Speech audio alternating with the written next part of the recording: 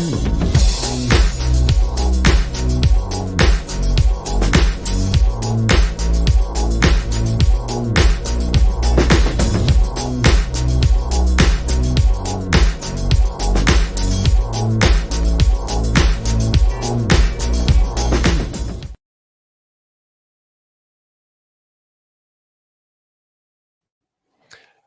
and welcome to the 7th edition of the Echo Chamberlain livestream. It's been a minute, as you say in America, and we never say in New Zealand, but it's great to be back after this hiatus. And we've got a shit ton of guests, so we're going to bring them on, and so we can get things underway. So my first guest was the bookies and my favorite to be announced as the next James Bond. And our thoughts and condolences are with him as he begins to pick up the pieces after being the latest suave alpha male to be shunned by an out-of-touch Hollywood. He is Mr. Greg Owen. Good evening, sir. Thank you for having me on. And I apologize if your video gets demonetized. I am a gamer, and that makes me a sexist, racist, homophobe. So I do apologize if my presence here gets you dinged by the sweet babies of the world. Sorry in advance. That's all right. Okay. Well, my next guest received the unexpected and full-throated support of George Lucas as the obvious choice to steer the Disney ship forward in the coming years. He is Despot of Antrim. Good morning. Hey, sir. how's it going, guys? I'm looking forward to Greg's gamer rants very much. I'm locked and loaded, baby. I'm ready to go. Loaded. Well, I've got something locked and loaded as well, which is I went back into the archives, back all the way to February the 6th, when I was the only guy talking about Sweet Baby Inc. all the way back then. So I'm looking forward to showing you all that. Next guest likes a schmear on his bagels and knows every bodega south of 7th Avenue. He likes martial arts, and the way things are going, after another disputed election this November, he'll probably be living under martial law. He is Darkhour. Welcome, sir. How'd you know how I like my bagels? You never even asked. I took a wild swing in the dark and just assumed you're somewhere near Manhattan, and so that's likely to be the I'm case. actually, I'm in New Jersey. So I used to work like literally like 8 miles from Manhattan. So yeah, I'm right in that area. Just out of Godzilla tail swinging the radius, Yes. I think. Yes, So that's basically. Cool. All right. And last of all, but absolutely not least, just coming from some sort of undetermined gyrations and exertions with some sort of trainer, it is the little Platoon. Welcome, sir. Good evening. Thank you for having me. It's a pleasure to have you, of course. Well, since we've got the gang assembled, we've got a huge amount of news to talk about, so let's get going.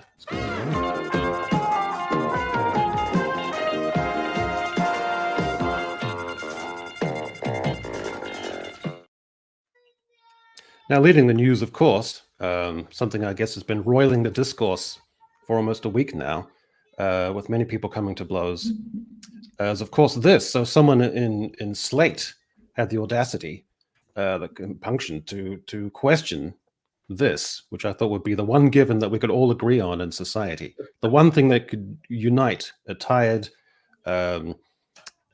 self-absorbed electorate. But no, even this has to be contentious. Sydney Sweeney's boobs are not that big, according to this writer from Slate, which was then followed up on Twitter by this. Readers added context.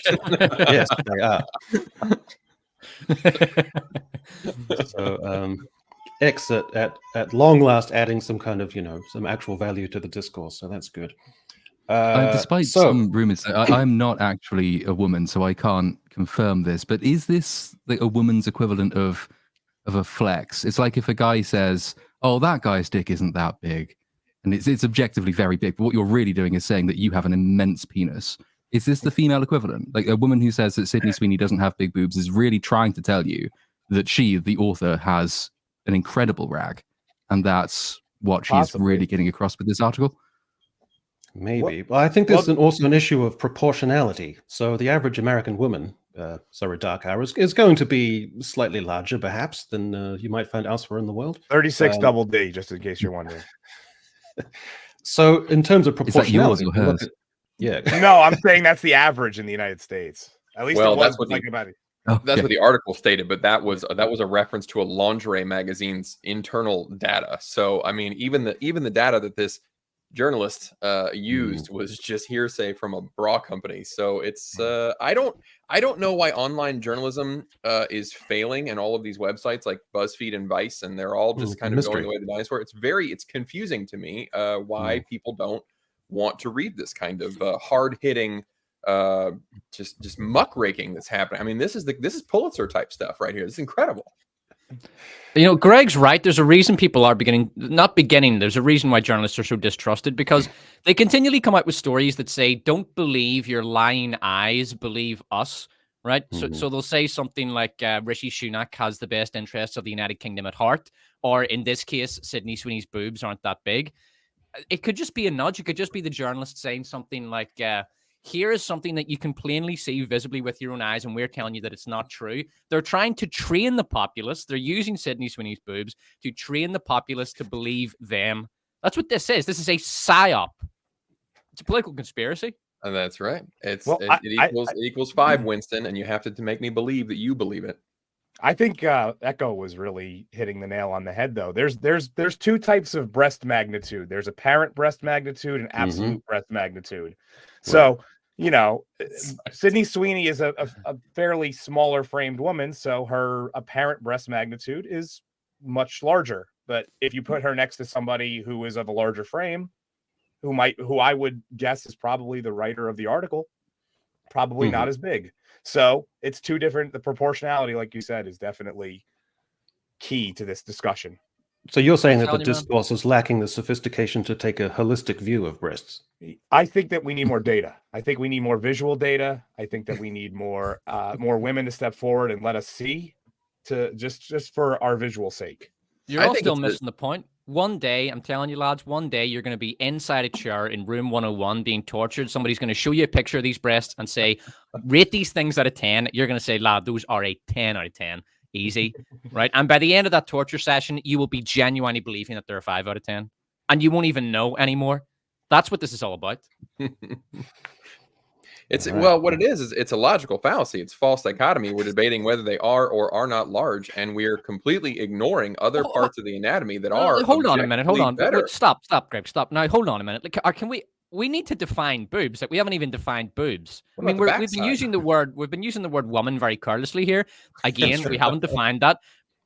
We haven't even defined boobs. Do you know what I mean? So really, this whole conversation, from a postmodern perspective, this whole conversation is extremely flawed. It's fallacious. Yes, that's right. So contextually, we haven't even laid the proper groundwork for what this discourse is going to be. So I think we seem to just be going backwards, if anything. I don't know. I don't think we're ever going to come to any resolution about this. I think we got to come up with a nice politically correct word. I mean, what last year it was front holes is what the media came up with. I think now they got to come up with a different word for these things. Well, I don't want the aggravation in the discourse to get worse. So I feel we probably have to move on. I was hoping we could resolve this in some kind of way, but no. So thanks for the memories, Slate Writer. So here's the breaking news. Aaron Taylor Johnson offered role as next James Bond. So this is our next 007. I know. Initial thoughts? What do people know about this guy? Has anybody seen him in anything? Well, I mean, he was in Avengers: Age of Ultron. He was in what was that? The train. Kick-Ass. What was the train? He was in Kick-Ass. There was the train one he was in where it was like the murder train or whatever. I don't remember what it was. Bullet Train. I think you're thinking of, yeah. Bullet Train. Yeah. He was in that. He was pretty good in that. And then he's a pretty good actor. You know, is he funny? I mean, he can be. If he could, because I think that's what Bond really needs right now. Because Daniel Craig, as much as I agree with what they did with Daniel Craig, because I think Bond is another big franchise that really could have gone down the shitter. We take it for granted that it did so well over the past 15 years. You have to give them credit for keeping the franchise alive and making it thrive. But I do think it would be nice to see a bit of humor injected back into Bond, because we lost that a bit during the Daniel Craig era. No, he can be funny. If you ever in Kick-Ass, he was pretty funny. He had a couple of moments. And now, granted, it was Marvel humor for Age of Ultron, but he had one of the more memorable jokey scenes in that. So he can stand out with humor. So I think that could work. Nice. Well, he's I mean, 33, I'm just so there'd be an injection of youth in there, I suppose, at least. I was half expecting it to be a black woman, with dreadlocks down to your knees. So, not that the fact that it's actually a white guy is something of a relief. It's actually going to be convincing as James Bond. So yeah. Well, he has something of an interesting backstory. At the tender age of 18, he was working on the film Nowhere Boy, I think it is, like the early years of John Lennon, and fell in love with his director, who he subsequently married. And she was 42, I think, when he was 18 at the time. Mm-hmm. So I subjected this to Twitter, which is not necessarily a scientific poll, but might at least allow some insights. So the new Bond is Aaron Taylor Johnson. He is 33 and his wife is 57. They hooked up on the set of a film when he was 18. Is this a little disconcerting, kind of off and freaky, person versus role, or don't be morbid echo? And that's the spread of people's opinions. So it seems kind of divided. So where do you guys fit on this Twitter scale? Like it's a prerequisite for Bond, isn't it, that you're a bit like able and willing to sleep with all manner of women of many different ages and backgrounds. So if anything, he's proven himself qualified in life to fulfill the fictional role. I don't know. I don't know enough about the way they met, when they met. I know like Vex has some sinister theories about the goings on there, but it's their private life and probably should remain that way. Okay. So person versus role, you can make the distinctions clearly. Yeah. I mean, I would agree with that. They're consenting adults. He's 18. He's an adult. He gets to make his own decisions, and you have to respect that. Yeah, you don't have to like it. You could think it. You could think whatever you want, but in the end, they're going to do what they're going to do, and there's nothing you can do about it. So. Greg, any thoughts? Oh, not really. I mean, hey, be with what you want to be. I hate that he's a homewrecker, but it is what it is. For some reason, it's when an older gal picks up a young guy like that, it doesn't seem as sleazy as when Leonardo DiCaprio does it. So it's it is what it is. I asked the question on the live stream recently. I think Dolph Lundgren, he's 67 and his wife's 27, I think. So he's 40 years older than his wife. And I said, is this intergenerational theft? So is this an example of a man stealing a woman from a younger generation when really he just needs to leave her for the younger guys, let it alone, But no, there was broad support for him. They said, no, he's done a lot in life. He recently recovered from cancer and he was an academic and he was an actor and he tried to be an action star and never really made it. So he can have this one. That was the general consensus.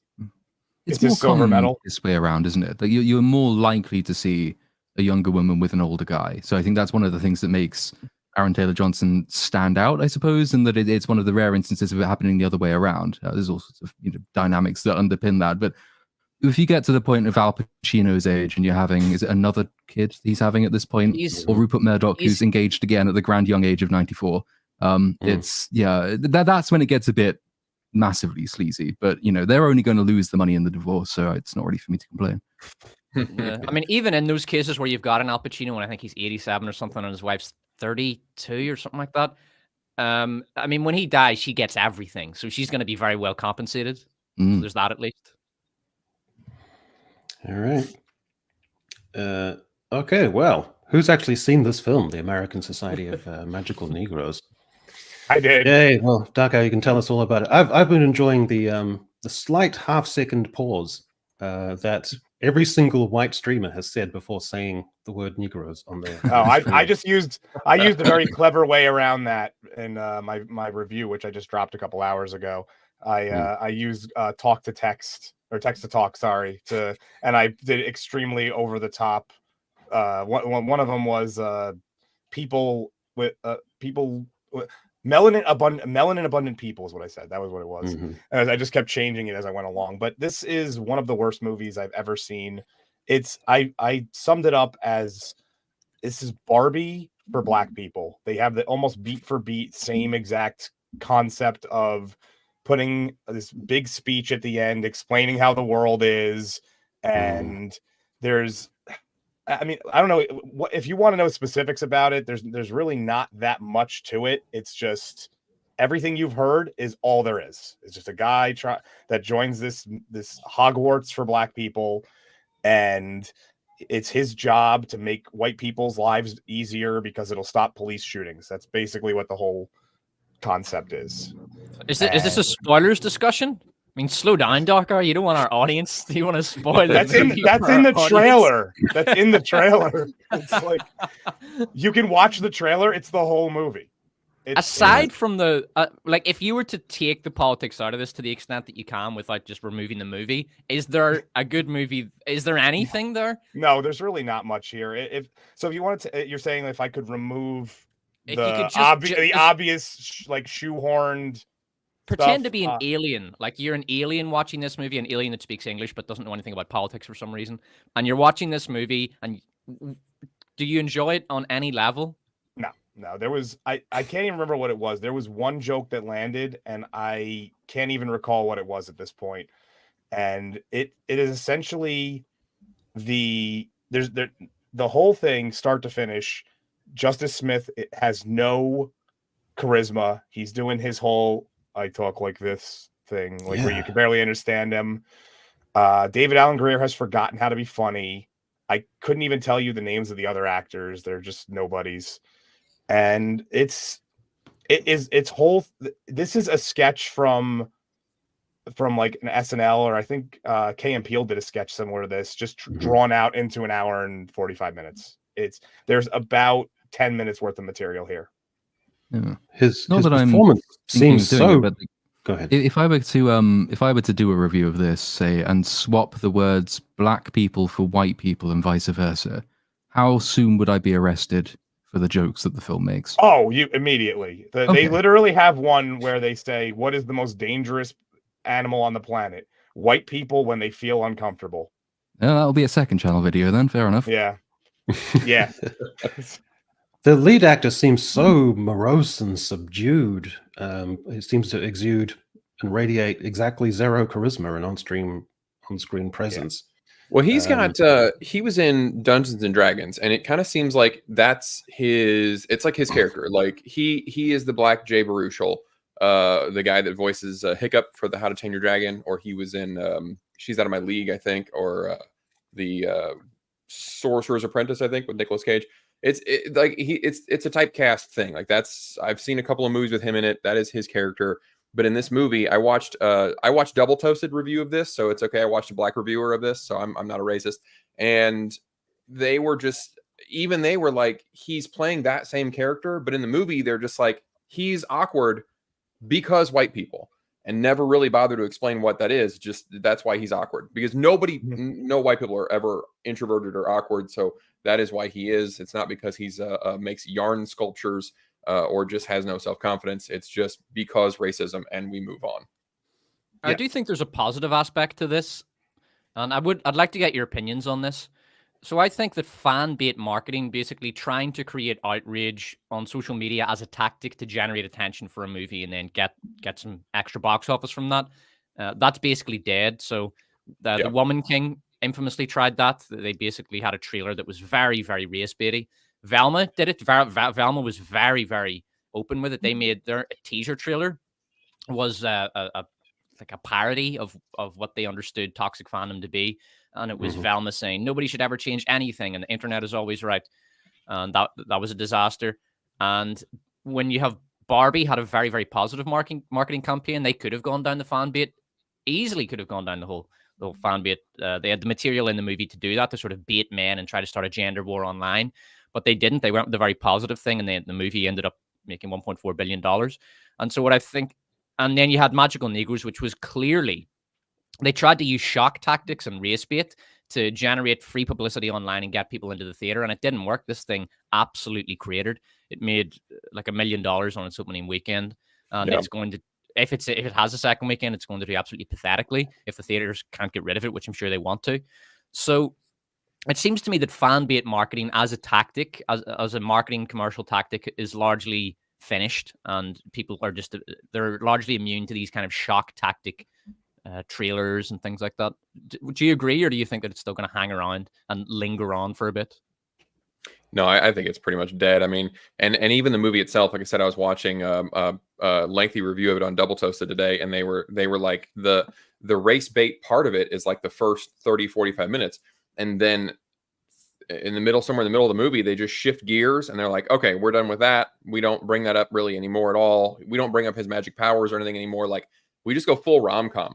So I was talking about this in a previous video that, like, I think a lot of these studios are even realizing that the fan bait content isn't even playing. Like, not even that they're trying to do clickbait with the titles. I know we're going to talk about Damsel. That's another clickbait style. This one, I think even the content of the movies, they're starting to realize that, like, crap, the culture war is just not really going to drive this stuff anymore. People aren't even excited to be mad about this stuff. They're just bored of it. And I think they're even starting to strip the content out of the movies. That's how bad it's gotten. Okay, well, what was your cinema like? You were somewhere in the New Jersey, Manhattan area? It was zero people besides myself.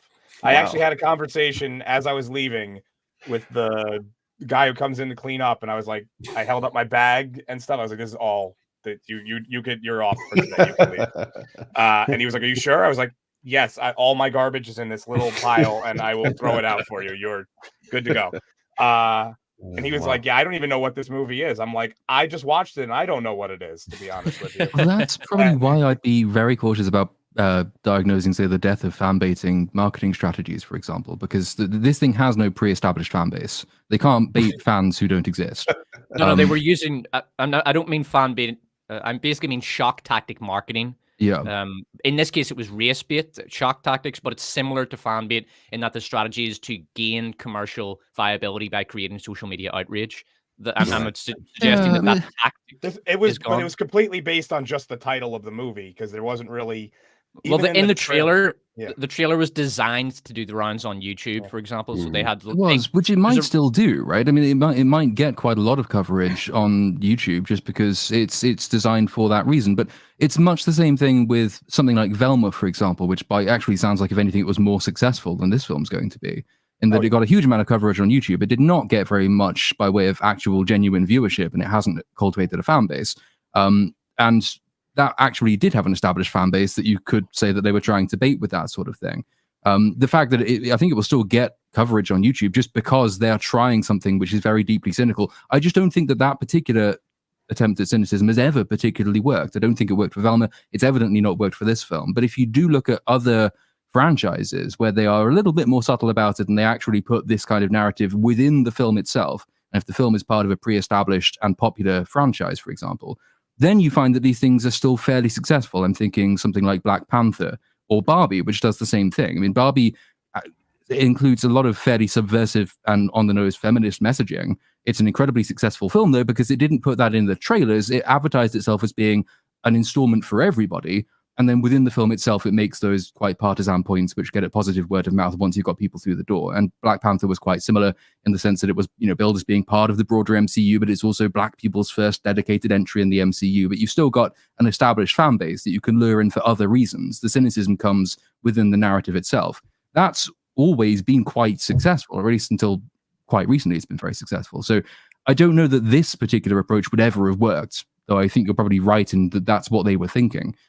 It's more that you have to have a little bit of subtlety. You can't just bait people with this level of sheer idiocy. Well, there is a precursor, and I tried to put together something that looks like a pattern. And the one that I thought of was Everything's Gonna Be All White, which was on Showtime. And it had the same sort of baiting tactics, with a kind of verve that's kind of snide and also supposed to be relatable and gritty and down to earth and provocative. And it's currently at 1% on Rotten Tomatoes. Everything's going to be all right because no one wanted it. No one wanted to see it. No one thought it had any originality, any quality, any wit, any style. It didn't contribute anything to anything. And then we had, there's that woman in the center who was a former employee of Sweet Baby Inc., who was on a live stream saying that she, deliberately eschewed the idea of having any white people on her team because she didn't feel that would be the right vibe, that it wouldn't feel safe as a comfortable space. So she deliberately, irrespective of talent or merit, decided that she wasn't going to have any white people on her team. And then this tweet which dropped, "Hi, you can't be racist against white people. Thanks for tuning in." for which readers added even more context than for Sydney Sweeney's boobs. Yeah, I believe she's a games journalist, isn't she? I use those words advisedly. I think she's from Kotaku or something. She's a senior editor at Kotaku, which is a bastion of journalistic ethics and unbiased reporting, really in-depth, hard-hitting type stuff. Yeah. So Platoon, I'm trying to I'll go to you for this, because I think the idea is you can punch up, but you can't punch down. So I think the logic or the rationale is you can be dunk on white people to the point of being racist because you're still essentially punching up in that paradigm. Is that the rationale? Pretty much. I mean, it's unfortunate we have given the job of defining up and down to people who don't know which way up is. I mean, they're basically like driving Star Destroyers in The Rise of Skywalker. They don't know which way up is. So you can look at, the majority of the American demographic is poor working class white people, but by virtue of having white skin, they are still seen as being more privileged than an upper middle class black person who's in gainful employment and earning lots of money. But that's not how the social justice sort of grievance hierarchy works. So yes, that's how they construe it anyway. It is not possible to be racist against white people because racism is power plus privilege, as opposed to actually treating people differently solely based on perceived innate characteristics, which is the old-fashioned definition, which I quite like personally. But it does make me a racist against Kotaku journalists. So. Despot, where do you lie on this? This snide kind of vibe that's taken hold, especially in the last 3 or 4 years, and has coalesced around these ideas. Well, I mean, firstly, when she says she doesn't hire white people because they're unsafe, I mean, that worked tremendously well for the Haitian government. They didn't hire any white people, and you see what a success story Haiti's become. So it's absurd that you can come out and say stuff like this. To be fair, she's not getting away with it completely. I mean, her face is all over the internet, and people are criticizing her heavily for it. But the criticism is always bottom up in cases like this. It's never, ever top down. If it was the other way around and it was, say, a white journalist saying, I refuse to work with black people, it would be both ways. It would be bottom up and top down. The person would essentially be ostracized, cancelled, and exiled. And I do mean exiled, like someone who, if there was a journalist who said something like this, that person would have probably to leave the country for their own safety. I'm not even exaggerating. Maybe they could find some hole to hide in. But, for example, Amber Heard, when she became the most unpopular woman in the world, she had to flee to Spain. Something like that would happen. They'd probably have to leave the country and they'd be forever cancelled. If they could even get on a flight, if the airline didn't refuse to sell them a ticket or refuse to give them a seat in order to virtue signal on social media. So it exposes the hypocrisy of the age we live in. I think something that I'm putting together a video on the Sweet Baby stuff, so I've watched that entire section with her, and she said a lot of crazy stuff in that 22 minutes. It's more than just the I don't work with white people bit. She also talked about her previous experience in the industry and how people would not take her seriously. And she said, why don't people take me seriously? I'm making games like everybody else. I believe this is an exact quote. Is it because I'm black? Probably. So that's like her worldview is just it is the classic victim mentality. And you mentioned white privilege. I think what it is, one aspect of white privilege is that we don't tell each other this stuff. Like I don't tell white people don't tell me, well, you probably got something bad because you're white. Like when bad things happen to me, I don't immediately assume, well, it's because of my skin color. But Danny Lalanders here, the game dev, that was part of her spiel, was like, I haven't been super successful probably because I'm black. Probably also because you describe yourself as a MILF in training in the same video. Like, I mean, it's weird shit like that you say that probably makes people not take you seriously. But in her weird ass mental worldview, it's just that everybody sees her skin and they're immediately turned off. As she went on to say, the game that she was working on a dating simulator, and that's what this interview was talking about, the year in the life of working on this game. It's called Validate. And she then went to say, if a white guy made this game, it'd be all over the fucking place. It'd be, top of the sales charts. And it's like, no, that's not how game purchases work. You don't see who works on them. You just see what type of game it is. Just like movies, you see what kind of movie it is and you decide if you want to see it or not. But in her mind, if white guys had worked on it, it would be selling like gangbusters. But because she and her black team worked on it, that's why it's not selling. And it's insane, but it's a fun watch. I must have missed the MILF section. I don't know how that Right, was yeah. escaped me. Right in the beginning, she said, "I'm a non-binary MILF in training," and then she later described herself as a non-binary woman. So I don't know. Wait, that doesn't I don't know work. how How does that work? No, it doesn't work. You can't be a non-binary MILF even, because the M kind of... no, that's not how this works at all. Are you saying men or non-binary people can't be mothers, Little Platoon? I'm saying that they say that mothers don't exist. So I'm not yes. asking what they're saying. I'm asking what you're saying. Their truth is different from your truth. It absolutely is. Technically, no, they can, so long as that they are assigned female at birth, then anyone can be a mother. But I thought you can be non-binary who understands or acknowledges and accepts their biological reality, but in a psychosexual way is non-binary and can flit back and forth. I thought that was what that meant. Well, that's the sort of interesting thing. But you have that blurring of boundaries which takes place, and I think Judith Butler is currently pushing this. There used to be the idea that you could separate gender from sex, and so yes, you could theoretically acknowledge the biological basis of your sex, but also hold to the view that gender is purely a social construct which is mutable, and you can transition from one to the other, whilst, for medical purposes, accepting that you have certain gametes and certain organs and all the rest of that. Judith Butler, though, who really kicks off much of the modern psychodrama, believes that actually sex itself can be collapsed in the part of the gender war. So actually, no, you don't have to accept any element of biological reality. It is simply the case that you can collapse sex into gender and both are mutable. And so theoretically, yes, you can be a male mother or a female father or none of those things or both at the same time, I imagine. Yeah. So the idea came... recently called it the Judith Butlerian Jihad, which I quite like. She must be astounded at the revival she's enjoying. She kind of flew into prominence during the 90s and then kind of faded when reality took over for a bit. And then now she's sort of back in vogue.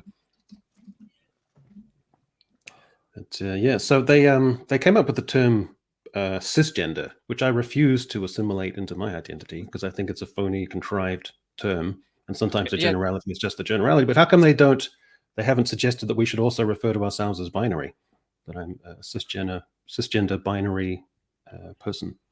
I just mean the word cisgender. It just means outsider. It's like I've heard that Jews, not all Jews obviously, but some Jews use the word goy to refer to non-Jews, and it's just a nasty term meaning outsider. And if you were in the trans cult and you're calling everyone who isn't in your little cult cis, it's basically just a substitute for the enemy, the other, the outsider. It's such a nasty, vindictive word. It would be like if Irish people had a word for people who aren't Irish. It's disgusting. It's a horrible, horrible word. It pops up recurringly. I mean, I think I'm right in saying that the term orc is as used in, say, most fantasy genres, but beginning with Tolkien, comes from an Anglo-Saxon word meaning foreign. I mean, it's just a dismissive term used for outgroup, but obviously when they become associated with foreign invaders in the case of orcs, then it becomes derogatory, and that's how you can get those bizarre narratives which say that orcs are based on black people and therefore are racist, as we see periodically pop up in, say, Dungeons and Dragons or mad treatments of Tolkien. Every group has always had some derogatory term for an outgroup, and it's really about power dynamics in their mind as to whether that term catches on. So in the case of this woman, who very much believes that her race is solely determining whether she's successful or a failure in an industry that she claims that she's a part of, it's really just a power play to say that I only fail because of my skin color. The corollary outgroup term would just be racist for everyone who's not buying her game, but that's the power that she believes that she has. There is a theme there. In New Zealand, European people are known as Pakeha, which is the Maori term for basically ghost, barbarian, outsider person. So there is a theme. Anyway, I need to run the tape on this because I need to glow and bask in my intuition before everyone else. So let's see if I can put this on. Is this Canadian-based group whose sole responsibility is to be a consulting firm to look at gaming manufacturers and give advice and suggestions about how they can modernize it and make it more friendly for everyone, and basically layer in ideology. So I just had to run that for my own. Darkhour, you look really different from how you looked in that video. Yeah, it's astonishing. Anyway, we must move on. Yeah, so this is the latest campaign from Advil. Believe my pain. So the Advil Pain Equity Project introduces this. 3 in 4 Black people suffering from pain believe there is bias in how pain is treated. Pain equity occurs when everyone can reach their full health potential. So Darkhour, like Martin Luther King said, I have a dream of an America where my children are not judged by the color of their skin, but by the content of their prescription.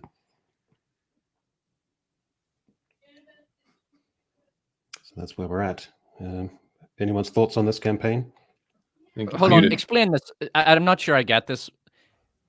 They want everyone to experience the same level of pain, and only when we're all experiencing the same level of pain can we be considered equal and living in a just society. That's the argument. I think some people's pain is not taken as seriously, or some people from different backgrounds, they might be. I see it. I see it here. It says 3 in 4 Black people suffering from pain believe there is bias in how pain is treated. Yeah. Right, that's a new one. I've not heard that before. I mean, I know that everything is now racist. I've even heard that milk is racist, chess is racist. I've never heard that pain is racist. This is new to me. This is information. Well, there is part of probably a campaign. I imagine this is part of the same thing, because you will see statistics periodically pop up citing, for instance, a claim that Black babies in the United States in particular are more likely to die in infancy when they are being cared for by white doctors. That's a fairly common misconception because it doesn't account for the underlying conditions that your patient has when they go into hospital to begin with. But nevertheless, it is something that is repeated quite often. I wouldn't be surprised if this is an extension of the same claim, which effectively is that there is racism everywhere, and that also includes the medical industry. I don't know of any physiological difference between Black and white people which would explain why Black people actually suffer pain differently to white people, which would have to be the origin for a claim like this. Unless the other argument is that people just don't take Black people seriously when they say they're in the same pain as white people. But I don't know how you'd even go about proving that. That just seems insane. But isn't there a counter implication that white people are more fragile and delicate and need to be prescribed larger doses in order to cope with their pain, comparable to more stoic and redoubtable Black people? Maybe it's always a really. I mean, I find stories like this really quite horrific, and likewise that sort of the Black infancy mortality rate stuff, because how easy it is to slip from a discussion of this into the kind of sort of race essentialism which I thought we'd basically moved away from. It's so easy for people to slip into saying it's because I'm Black that I suffer more pain, and therefore you've just reestablished this idea of innate racial difference, which we're supposed to say doesn't actually exist, largely because it doesn't. But we're supposed to believe that it does for essentially political partisan reasons like this.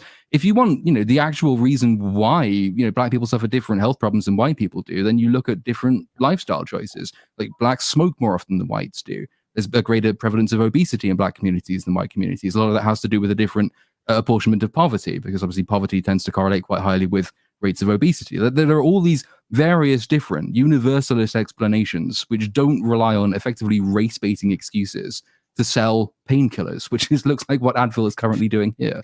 Your argument doesn't work though, Platoon, because difference in groups is always the result of racism if that difference benefits whites. So if you say, well, Black people smoke more, that is because of racism. It's because the government has spent more money advertising non-smoking campaigns and the detrimental effect of smoking to white people than it has done to Black people. If Black people are obese, it's because they live in food deserts or they live in areas where, the healthy shops don't go because they're racists, etc. It doesn't matter what the difference. Thomas Sowell writes about this extensively. He basically said that at some point decades ago, the government simply accepted without sufficient argument the idea that if there is a difference between demographics, it is because of nefarious forces rather than just the fact that there are naturally differences between any two demographics. There's even differences within families.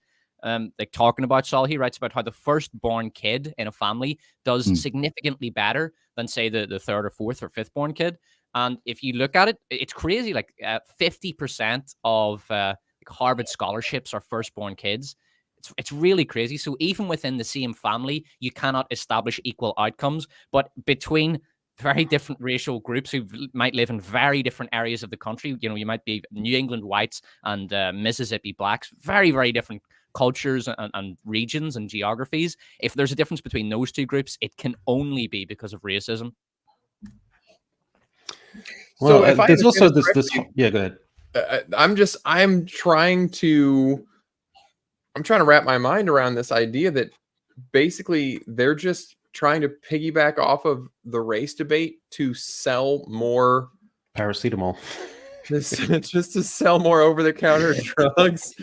Like, doesn't that feel exploitative? I mean, how is this not being covered as exploitation? How is this being covered as racism or anything about racism? How is this not? I'm very surprised that I'm not seeing this on leftist outlets that are like, you see, this is late stage capitalism, black exploitation, yada yada yada, all the normal buzzwords. Because that's, to me, that's where my mind goes. Is like, you made up a problem to sell more drugs because apparently black people aren't buying enough over-the-counter NSAIDs, and so that's what you're trying to go for here. I mean, but there's an overweening quality to it, like extrapolating out from paracetamol pain for like a mild headache to a wider sense of pain, of inequity, emotional, psychological scars and pain. So if you have Believe My Pain with the right demographic in the image, then you can just extrapolate outwards, so it creates this wider theme that makes you look noble and decent and progressive. Strange. All right. Well, speaking of news, the trailer for this just dropped this morning. Oh my God. I know you've all been feverish with anticipation for the show to come out. I'm dying. Oh my I mean, God, I need views, so yes. Yeah, I can't wait for this. I haven't seen this trailer yet. Has everybody seen this trailer? I didn't even know it dropped. Yes. Well, luckily for you, we've got some images from here. So yeah, it's pretty high in the diversity list, but I thought I'd just flag that up for you in case you weren't expecting that. But yeah. So lovely image, typical little Jedi temple with the younglings and whatever. I don't know what that creature is, but it looks horrendous. More diverse children. And then you've got this, which it's vaguely Star Wars-ish, but it also looks strangely camp and pastel-y and odd and not Star Wars at all. It looks more like one of those modern fantasy shows, like a kind of, I don't know. It doesn't look like Star Wars, even though it's set in a different time period. Well, all those modern fantasy shows look exactly the same. They all just look like some variation of downtown LA. Yeah, we'll hold that thought. But yeah, this looks horrific. All the costuming looks awful. And again, it's basically designed to look like what California looks like. It is. I think Robert Meyer Burnett, I think it was, pointed out on Twitter that for a series that's supposed to be set, I think it's 100 years prior to the Phantom Menace. Absolutely nothing we see gives any real sense of time, and certainly not of place. I mean, you could, it's very hard to give a sense of place when you make everything look like the same inner city district anyway. But there's no sense of like time in there either. There's nothing in there that really screams, "Oh yeah, this is set a long time before anything we've ever seen before." It just looks quite generic. It's like it's another Disney Plus Star Wars show that doesn't have anything going for it aesthetically, except the usual, stock and trade, a few people in rubber masks and a few lightsabers here and there. Yeah. Here's the thing, Platoon. It just occurred to me now.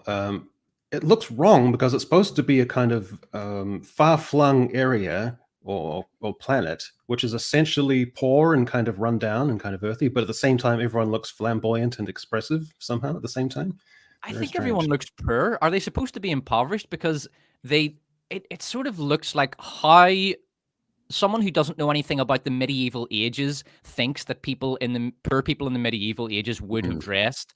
That's kind of what it looks like to me. Or it looks like a bunch of LARPers going on a kind of medieval get-together event. It looks something like that. There's no... Yeah, I mean, it's bizarre. Everyone's wearing these long, dirty, old, drab, ugly robes. Yeah, very, very odd. More younglings. Is that the dude from the Squid Game? From Squid Game, is it? Yeah. I believe so. Yeah. More boring ass younglings, and then more boring ass diverse younglings. Where's Anakin when you need him? Yeah, too powerful. That's what I thought. That was my first strange dark impulse in the first 5 seconds of the trailer. I'm ashamed, but it's there, and I have to admit it's there. Two powerful chick ladies fighting each other for dominance as the most dominant chick lady. And then another super chick lady, and this this isn't about good or bad, with her retinue of adoring fans or acolytes or whatever they are. I don't know what they are. Yeah, so her full line is, this isn't about good or bad, it's about power and who gets to use it, I think. So that's sort of, there we are, yeah, this is about power. There's not too many details I've seen in terms of plot-wise. I think it's been described by Leslie Headland herself as a cross between, was it Frozen and Kill Bill, which is a really strange mix of things. Then somebody else said it's going to be narratively similar to Andor. So you've got 8 30-minute episodes. I'm guessing from this that it's going to be drab, dour, quite cynical. It won't be as anything like as cohesive as Andor's writing is. It will be much more sort of stock cynicism than actually clever machinations. It will have more lightsabers in it. It will also have a lot more women in it. So it's sort of, yeah, on the one hand, I don't know, it doesn't look quite as terrible as I was expecting it to, but I imagine that the writing will really badly let it down. I could be wrong, though. In a way, it would be depressing if it turns out to be really fun, because we always break these down on Mr. Brown's channel on Wednesdays. And when they're terrible, they're really fun to do. It'll be a bit of a shame if this turns out to be competent. Well, I talked to Brownie, and I've already booked my ticket for that. We need to have Ruin, of course, because those are great. Those are one of the best kept secrets on YouTube. The trailer, I mean, the trailer looks like fun, but it's easy to cut a good trailer. I mean, we've seen a lot of trailers that look look great. I have seen a couple of articles. I think vaguely it's been hinted that it's going to be kind of a 2 main character thing. I think they're like twins, or I think that's what it is. I think they are twins, and that one of them is a Sith and one of them is a Jedi, and the Sith is trying to kind of infiltrate. There's assassinations happening, and basically trying to sow chaos in what is otherwise a very peaceful time. So it's kind of a it's not a common thing. Like it's a I can't describe it's it well. It's going to be tricky for them to square that, isn't it? Doesn't Ki-Adi-Mundi in The Phantom Menace have a line saying the Sith have been extinct for a millennia? So it will be interesting to see whether they've remembered that the Sith are not supposed to be commonly known about during 100 years prior to that line being said, or whether they've just conveniently forgotten that that's the case. I quite like the idea that we're not going to get a straight sort of villains versus heroes idea. Like, I think you can do interesting things with what little information we've got from this premise. I really doubt Leslie Headland's ability to do those interesting things, but it's exploring a new part of the galaxy in a new time period, and it's not got Skywalkers in it, which are all good things as far as I'm concerned. Right. She said, I think in an interview I saw that she was saying that it's not going to be very kind to the Jedi. So I imagine that it's basically going to show, I'm thinking that she's going to be giving us kind of a gilded era of the Jedi, that everything looks really great on the outside, but it's, very corrupt or something on the inside. And that's how the Sith was able to flourish. This is all just kind of conjecture, but just from her limited comments, I think that's what we're going to be going with. And then, of course, the big story a year ago when she started writing it was that, I'm a queer woman, and my life experiences are going to, bleed into the story writing for some reason. So I'm with you, Platoon. I think that the writing is going to drag this down, but the trailer looked like an interesting, mystery assassin premise, which you can do a lot of cool things with. I don't have any faith that anyone at Disney can do anything good with it. Darkhour, how are you doing over there, buddy? Can we hear you? No, he's got some problems with the technical stuff. I don't know. Maybe check your wiring, make sure that you're properly plugged in and everything, because we can't hear you. I haven't muted you from mine. See what's going on. How about now, buddy? Yeah, peculiar. Turn your computer off and on. That usually fixes some things. Here's the other powerful turning it off, turning it back on again. I'll give them credit for having an physically attractive woman in Star Wars. That was something which was sorely missing for Star Wars for a long time. In fact, my first video that got over 100 views on YouTube was called "What Happened to Hot Women in Star Wars," and it was featured on like a subreddit, and it got ratioed. It got like 80% dislikes because all these Redditors came over to hate on it. And I've been an enemy of Reddit ever since. Was it Was it the saltier than crate Reddit subreddit? I was going to ask that same question. Because I've been featured there too. I was very excited. I was like, oh my God, I'm on Reddit. Oh, wait, never mind. It's a fucking hate subreddit. I don't know. But she's hot, man. So yeah, that's a bonus at least. Maybe I should send another invite to Darkhour. Maybe I'll try that. And then we've got a dude with Jaden Smith here, and then some other boring person there, Jackie. And then, just when you've had this subdued, moody atmosphere building up, that this might be kind of, a more serious show, a billion lightsabers. Oh, God damn it. So this is the last of basically a cycle. So what happens after this? Does Disney Plus just take a hiatus and a big breather after all this No. So I mean, I think this has been pitched as a multi-season thing anyway. You've also got Skeleton Crew, which I think has Jude Law in it. That I believe is due out this year. Andor season 2 is scheduled, but I don't know exactly when for. Ahsoka has got a season 2. Mando might not get a season 4 because it's got the feature film coming out, in theory at least. But yeah, I wouldn't anticipate the sludge pipe stopping completely. There might be a bit of a dry spell. God damn. Because I feel like we've been through some shit, and I think we all need like a collective breather where there's just no Star Wars for 3 months. That would be nice.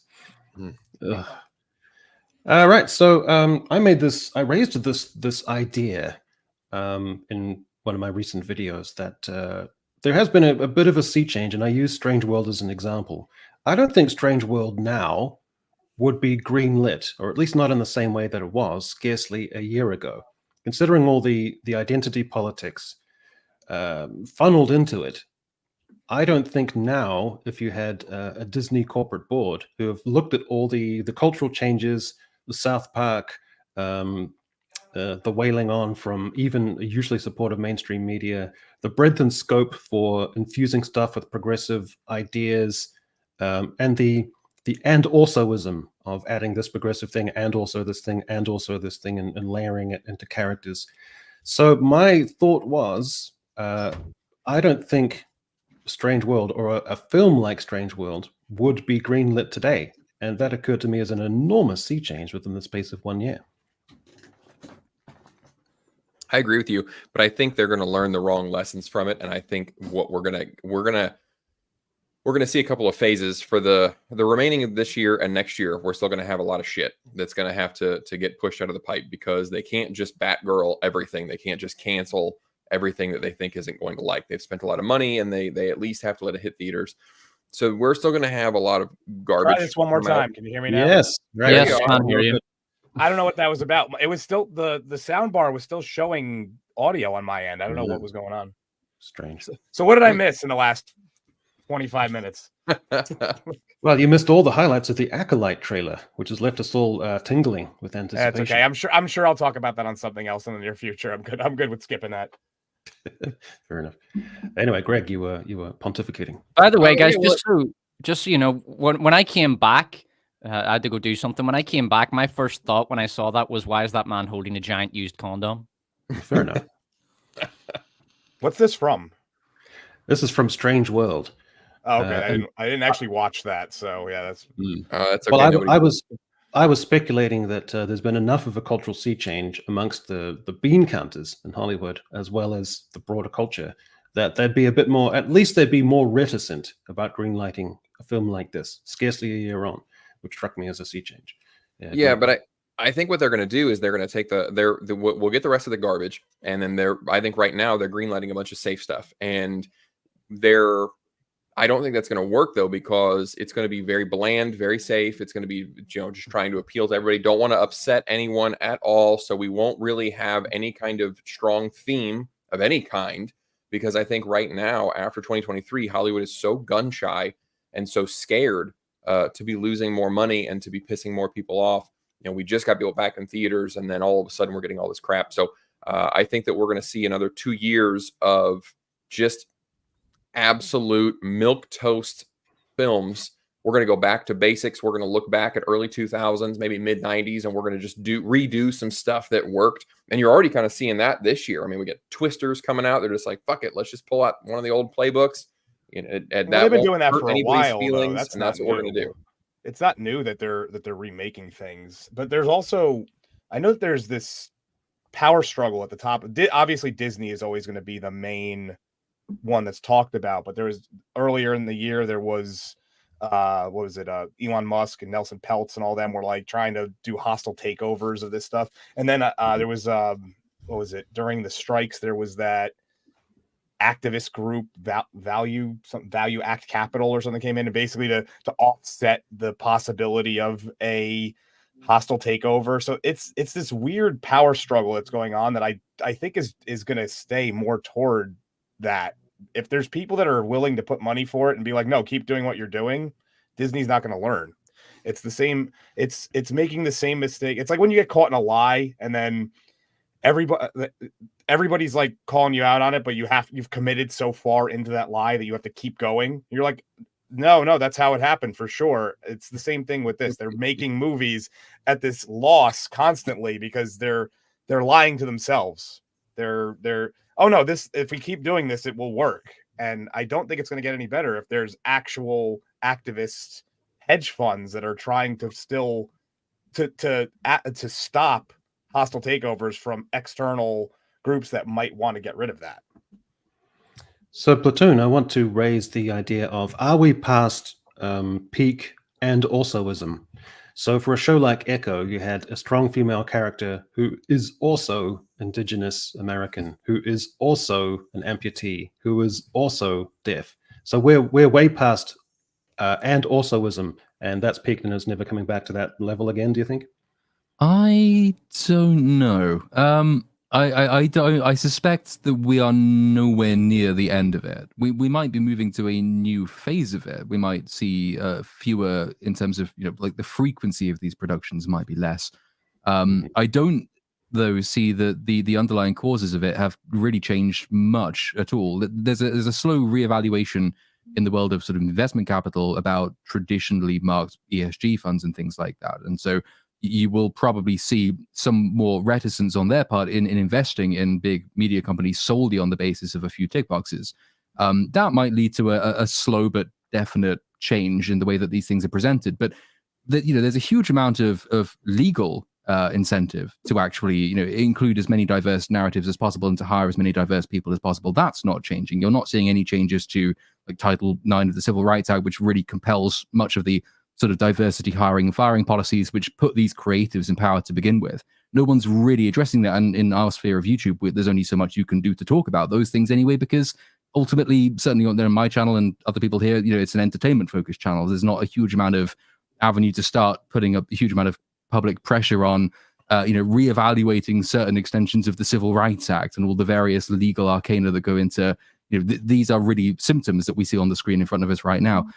Maybe we'll get a bit more subtlety. Maybe we won't get too many more Echo type characters, because I agree that was just hysterically the number of boxes being ticked there is really astonishing. But and a bit more subtlety would be preferable to what we have at the moment. But I'm a bit of a downer when it comes to this sort of thing. I think we're going to be seeing the same basic trends in play for many years to come. I came up with the term identity inflation. So with a character like Echo, the more layers you have, the less value it has. It's a kind of inflationary upward cycle where the characterization actually becomes of less value. So it's like tattoo inflation. The more tattoos you have, the less meaningful the other tattoos become, because they're just drying out in a sea of ink. So it's like that. For every additional gender you add on top of the existing genders that you identify with yourself, and the various other ancestors from different racial groups that you discover, they all become less and less important, to the point where you're not really anything, and you can't identify sexually or ethnically with any one group, because they won't have you because you're too many other things. Identigroup. You almost came up with a new neologism there. Identigroup. Yeah. All right. So none of these films are getting sequels. I don't even know why they bothered to announce this. Like, no one was. No. I I was shocked. I couldn't believe these weren't already canned. Like, who the heck? Yeah. Why was Eternals? Why would you waste even $1 having a meeting about the possibility of Eternals 2? So I think the reason why they would announce this is essentially trying to gain faith in the dying crowd. Like these are three of the biggest examples of failures that have not connected with what used to be an immense audience for the MCU. And by publicly saying that you're canceling them, which is something that Disney doesn't often do. A lot of times they'll just quietly shelve things for, like the Rian Johnson trilogy, for instance, that is supposedly still in the works.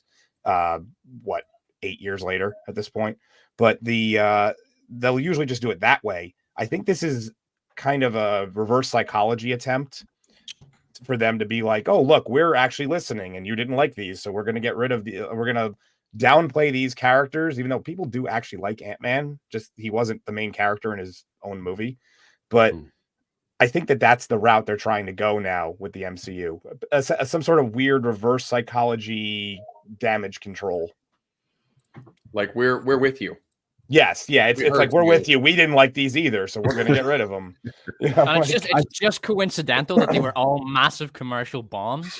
Yeah, I just love the fact that 5 seconds of Harry Styles will be contextualist and meaningless for the end of time now. It's just going to float around in the cosmos. I love that. That's so good. What was he in? Was he in Eternals? Yeah, there's like a 5-second cameo at the end where he emerges from some sort of tunnel with a kind of knowing expression on his face. Wait, that actually happened? Because I've still not seen Eternals. Every time Eternals is mentioned, I remember that I haven't seen it yet. Then I forget about it again 5 seconds later. Yeah, it wasn't a psyop. That's actually there. Yeah, it's like a teaser thing at the end. He just emerges for 5 seconds, and that's going to be perpetually contextless for all of time, which I love. Well, pretty much all of Eternals was contextually irrelevant. No one has ever acknowledged the Celestial sticking out of the ocean ever. It had to be quietly retconned afterward. Yeah. It was for me. Eternals was the worst Marvel movie until probably the Marvels. It was between Eternals and Thor: Dark World, and then the Marvels just absolutely. I mean, we're splitting hairs here. I think the Eternals was still worse than the Marvels. At least, Jesus. I think so, because not there wasn't even some ironic comedic value. I know what you're getting at. Like, you can kind of enjoy the Marvels on a meta level, whereby it's such an fucking train wreck that you can kind of enjoy it from that perspective. And at least I knew of the characters. Eternals, like, unless you read the very obscure book that most people didn't read a lot of that Jack Kirby era. So the Eternals has this sort of mythical place in comics where a lot of people that even like big comic readers have not read it. So almost nobody was even aware of who these characters were. At least with the Marvels, there was some people had at least heard of these people. So, on a weird, we don't like them. I'd rather, what is it? It's the old phrase. It's better to be, infamous than unknown. Like, it's like, it's better to be known for terrible reasons than to not get any recognition whatsoever. So, yeah, I'd rather eat a shit sandwich than a bread sandwich. Yeah. Well, I think maybe I need to change my YouTube strategy based on that logic. I think they're playing the heel. I think they're going forward with this like Young Avengers thing. So they don't need Ant-Man anymore because they've already introduced Cassie. They don't need or Captain Marvel 3 because they've already given Ms. Marvel her big screen introduction, and then she also introduced Kate Bishop on the big screen. So they've had actual cinema introductions for the 3 confirmed characters for the Young Avengers. So Captain Marvel is no longer needed. Ant-Man is no longer needed. The Eternals didn't introduce any teenagers or young 20s because they really genuinely believe that Gen Z and Gen Alpha are going to jump on the MCU train. And so, they don't need these anymore because it's not part of their hello fellow kids strategy that they're trying to go with at the MCU right now. All right, so I want to go around the horn and so you've got to rewatch one of these films. Okay, you've got an idle couple of hours. What are you going to watch, Greg? Oh shit. You know what? I think you guys convinced me. I think I'd go with the Marvels because it wasn't I mean, it took itself seriously, but also not. Like, it just, you didn't even believe that it was going to be a serious film. So it was so damned goofy. And if I had my druthers, I'd watch the full cut where like the whole singing planet wasn't a 30-second clip that was left over. Like, we actually got all of the scenes that were clearly supposed to be there. I would like to see the Snyder cut of the Marvels. That's what I want to see. All right, Despot, you have to watch one of these films again. All right. Yeah, this is very easy for me. Ant-Man 3, because, I mean, first of all, Ant-Man 3 is a terrible movie, and it is far better than either the Eternals or the Marvels. Whoa, don't be a dick.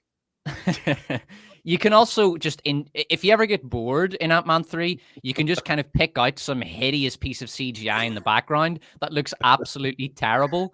Or you can amuse yourself by wondering again how, in the name of God, anything as visually horrifying as, what was that giant head called? I can't even remember. That's MODOK. Something as horrifying as that could even be allowed to exist. It was just so visually disgusting. So it would probably be Ant-Man 3. I do love the fact that in India, MODOK's buttocks were blurred out. And the entire movie, not just MODOK, the entire Ant-Man movie, it's just like, it's, if you ever want to show someone why people began to hate CGI 20 years from now, show them Ant-Man 3. It's just, I think that's true, yeah. Sick. It is visually sickening to look at. All right, Platoon, you have to sit down and watch one of these films again. Well, on the basis that I've never seen Eternals, I'm going to say Eternals just because I want to see what it's like. The other two I will happily take. Like, Ant-Man 3 was depressing for a couple of reasons in the first place. For all the reasons Despot just described. I mean, it's a disgusting looking film. It's an appallingly written film. It's a complete waste of time. It's also depressing, though, because it shows that you can take something which at the time was as good as Rick and Morty, and you can take one of the writers from that show, and you can basically say, just recreate that in pseudo live action. You put that, put some real people in it, and then otherwise import creature designs and use the same zany humor and the same disconnected ironic detachment. And that's what Ant-Man 3 is. It does not translate into a shared universe, which is supposed to be telling a serious story. Well done, Jeff Loveness. And then the Marvels, I never ever want to touch ever again, but then I did a 5.5-hour video on it, which took months, and I've spent more time with that than any sane person should ever have to. All right, Darkhour. You have to sit down. I think I'd stick with the Marvels. The Eternals. Well, shorter. Yeah, well, that's one thing. The Eternals felt like it took forever. I barely watched it. It was essentially background noise, and it still felt like it took forever. Ant-Man, I could barely look at. It was, everything about it was terrible looking. This is a tough question only because of how would you like to die is basically what you're telling us. But yeah, it's shorter. I mean, you can laugh at the terrible looking cats, I guess, that they had to waste money on because their main character is allergic to cats. So I've got this thought rolling in the back of my head. I don't know why it's staying with me that in 50 years' time, people won't refer to countries anymore. They'll just refer to identigroups, what identigroup you come from. Okay, well, Greg, I think you have to give us the rundown on Damsel. How was your experience? My experience was actually quite good because I watched it on my phone at 1.5 speed because Netflix has speed options now. So I was, you know what? I'm removed from my own channel, so I can say this. I feel safely. I watched it at work today while I was inputting data into a spreadsheet, and I was watching it at 1.5 times speed while actually doing work, and I still completely got what was going on. Didn't miss anything, and I halfway enjoyed it, honestly. What I think is funny about this movie is that it's got, as they say on HGTV, it's got good bones. It has potential. There is actually the skeleton of what could have been a good premise here if they weren't so pretentious in trying to let you know that, hey, we're not doing any of the normal tropes that you're used to. We're so subversive and cool. It could have been cool. The funny part is that they did actually do a lot of the tropes, though. They made a big deal out of it, and they still used a lot of them, at least for the first 75% of the movie. Well, Millie Bobby Brown has got a lot of sort of cachet and goodwill, I think, amongst most people. So, Greg, what was the strong female character quotient like? Like 90 to 10. I didn't realize that the kingdom had a king until the very end when I think he has 2 words that he speaks, and then he is burned to death. And the prince accepts his fate. He accepts that he is a sexist piece of shit and just allows himself to be burned to death. And other than that, I think it was. Oh, and the king is rightly killed off. He's given justice. So yeah, there were a few guys, and they were all murdered as they should be. I have a neologism. I'm trying to make this word a thing. So I'm going to call this fantasy, as in feminist fantasy. I don't know how well that's going to work, but I'm going to try to make it a thing. So Platoon, is that a neologism or a portmanteau? That's a good point. What's both, I suppose? It would be both. Yeah, I would say both. Okay. So yeah, I would call this basically just fantasy, as in feminist fantasy. It's where you take, and we've seen lots of this. Rings of Power is an example of fantasy. Willow is fantasy. The Wheel of Time is fantasy. All these modern fantasy shows have this very, very strongly feminist element whereby you take a female character and she is extraordinarily strong for a woman with no explanation. For example, Millie Bobby Brown she is thrown from like a bridge top, or what she's thrown down. It was a bridge into a chasm with she's thrown into a chasm, and she takes like a 20-story fall and knocks several trees and rocks on her way down, and she just gets up and starts walking around. Later she falls down a fissure and falls straight onto solid rock. It gets up, starts walking around. That's just one example. But don't forget, there's magic bugs, though. Don't forget. Yeah, there's glowworms. Oh yeah, there's glowworms. I also have a theory. I'm going to be doing a video on Damsel. I have a theory that the entire thing is basically one big allegory for marriage and divorce. So she marries this guy, and she gets thrown into the chasm, and the chasm represents marriage. You know, the domesticity of marriage, and the dragon. By defeating the dragon, she overcomes marriage, and she rejects it, and then she goes and kills her husband, and that symbolizes divorce. I'm gonna have fun with the video on this. But basically, I would consider this fantasy in that you take a female character, she's super strong, and she checks all these feminist boxes. You know, she defeats male characters, she kills male characters. You see males being humiliated and demeaned. It's very, very feminist in character. So yeah, that's what I thought of. I mean, this is an appallingly bad film. It's just so tropey and shit. And to give you just one example of how tropey it is, at the start, they say, you've got the third person narration, and it says something like, you've never, what is it? This movie isn't like the Damsel stories you've all seen before. Velma did the exact same thing. In episode 1 of Velma, I think Velma says something like, she's doing the narration, and she's like, says something, this isn't like those old mystery stories about white men. This is my story from my perspective. And it immediately conjured images of Velma. And it's like, that's how original this thing is. It has tropes that were dead by the time Velma was trotting them out. It is the tropiest, most cliche-ridden, fantasist shite. It's just awful. But I'm going to have a great time with the video for it, man. I was so bored of talking about it because it's so tropey. I was writing my script for it. I just ended up doing a 10-minute segment on Maestro. Because why not? Yeah. Platoon, I need to hear your perspective on Maestro. That would be fascinating to me. What did you think? I'm afraid I have not yet seen Maestro, so I have no perspective. Lucky you. Use the 1.5 speed. It's it's essential to watching Maestro. Here's the thing. Okay. So the fantasy thing is, it's real though. And what I don't understand about Hollywood is how they can't get this, because there is a very real market for this shit, for the girl who is, I mean, an absolute waif. You know, she is paler than pale. She's super skinny, and yet she murders dudes nonstop.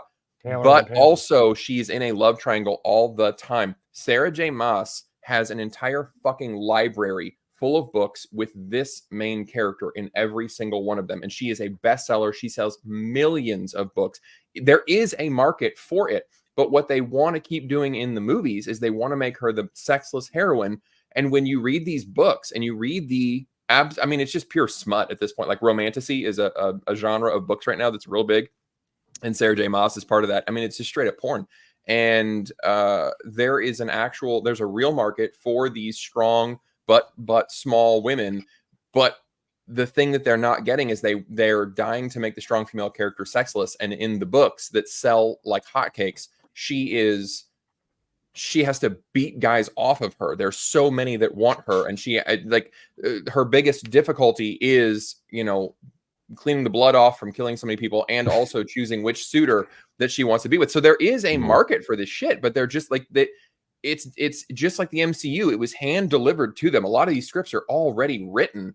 They just need to be adapted, and a 5-year-old could adapt them. They're so easy to do, and they intentionally, it seems, want to miss the mark on it. I don't understand how that's possible.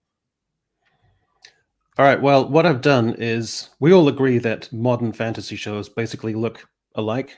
They're interchangeable in terms of what they look like. So let's put this to the test.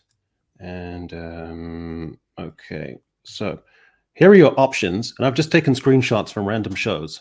And you have to try and guess which one it is based off the screenshot. So you've got Rings of Power, Blood Origin, Wheel of Time, Willow, Damsel, and The Witcher. And so you'll have to try and figure out what scene is it from. All right, there's your first one. That is tough. Wheel of Time. No, that looks like I'm gonna say Willow. I'm gonna say Willow. I'm going Willow on that one. Two Willows, A Wheel of Time. Blood Origin, which I haven't seen. From Platoon. Darkhour. It's a Wheel of Time. I'm also trying to see around. Well, ironically, Little Platoon, who hasn't actually seen Blood Origin, was correct. That is from Blood I haven't seen 3 of the. I watched the first 2 episodes of Blood Origin. I was determined to watch all 4, and I think I got almost to the end of episode 2. All right. Okay. Slide 2. Where is this murky image from? That's supposed to be Tarvalin, but they fucked that all up. So yeah, Wheel of Time then. Wheel of Time, correct. All right. Sorry, I gave that one away. What is this image from? We all know that. That's Rings of Power. That's isn't that Feminine? Yes. Oh, yeah. Right before I forgot Gandalf. about Feminem. Oh dear. Right before Gandalf defeats her by saying, "I am good," and That's right. Yeah. Oh no. Oh boy. Oh man, Great Rings times. of Power. Right. That's Willow, isn't it? Yeah, I'm that's sure Willow. That's Willow. Willow. That's Yeah, 100%. you guys are warming up Willow- now. That's good. Willow has a very green palette to it. That's so- true. Yeah. Willow was And all the the most characters, modern one. they look like they just walked straight out of Zara, so you know that that's Willow. I was thinking that she's wearing like a belly top from some modern trash fast fashion brand. Yeah. Walk straight out of Zara. That's great. Okay. All right. A little trickier. This is from Damsel. Oh yeah, that's Damsel. Yeah. Yeah, I could tell by the dude's beard because I just watched it last night for the stream. So Yeah. All right. and the crowns were they had a very like distinct look to them. With the, I know what this is. Wheel of I'll Time, not isn't say. it? Yeah. That's Oh, weird. you guys are actually pretty good at this. I tried to make That's them as obscure as possible. Well, you also saw have it. 4 people guessing, so fucking Yeah, that's shitty true, version yeah. of Shadow Logoth. I don't know looks this li- one. I think that's Rings of Power. It looks like the crappy armor. No, the armor's way too good for Rings of Power. Yeah, it's too intricate. It's like For example, look at the absolutely. breastplate.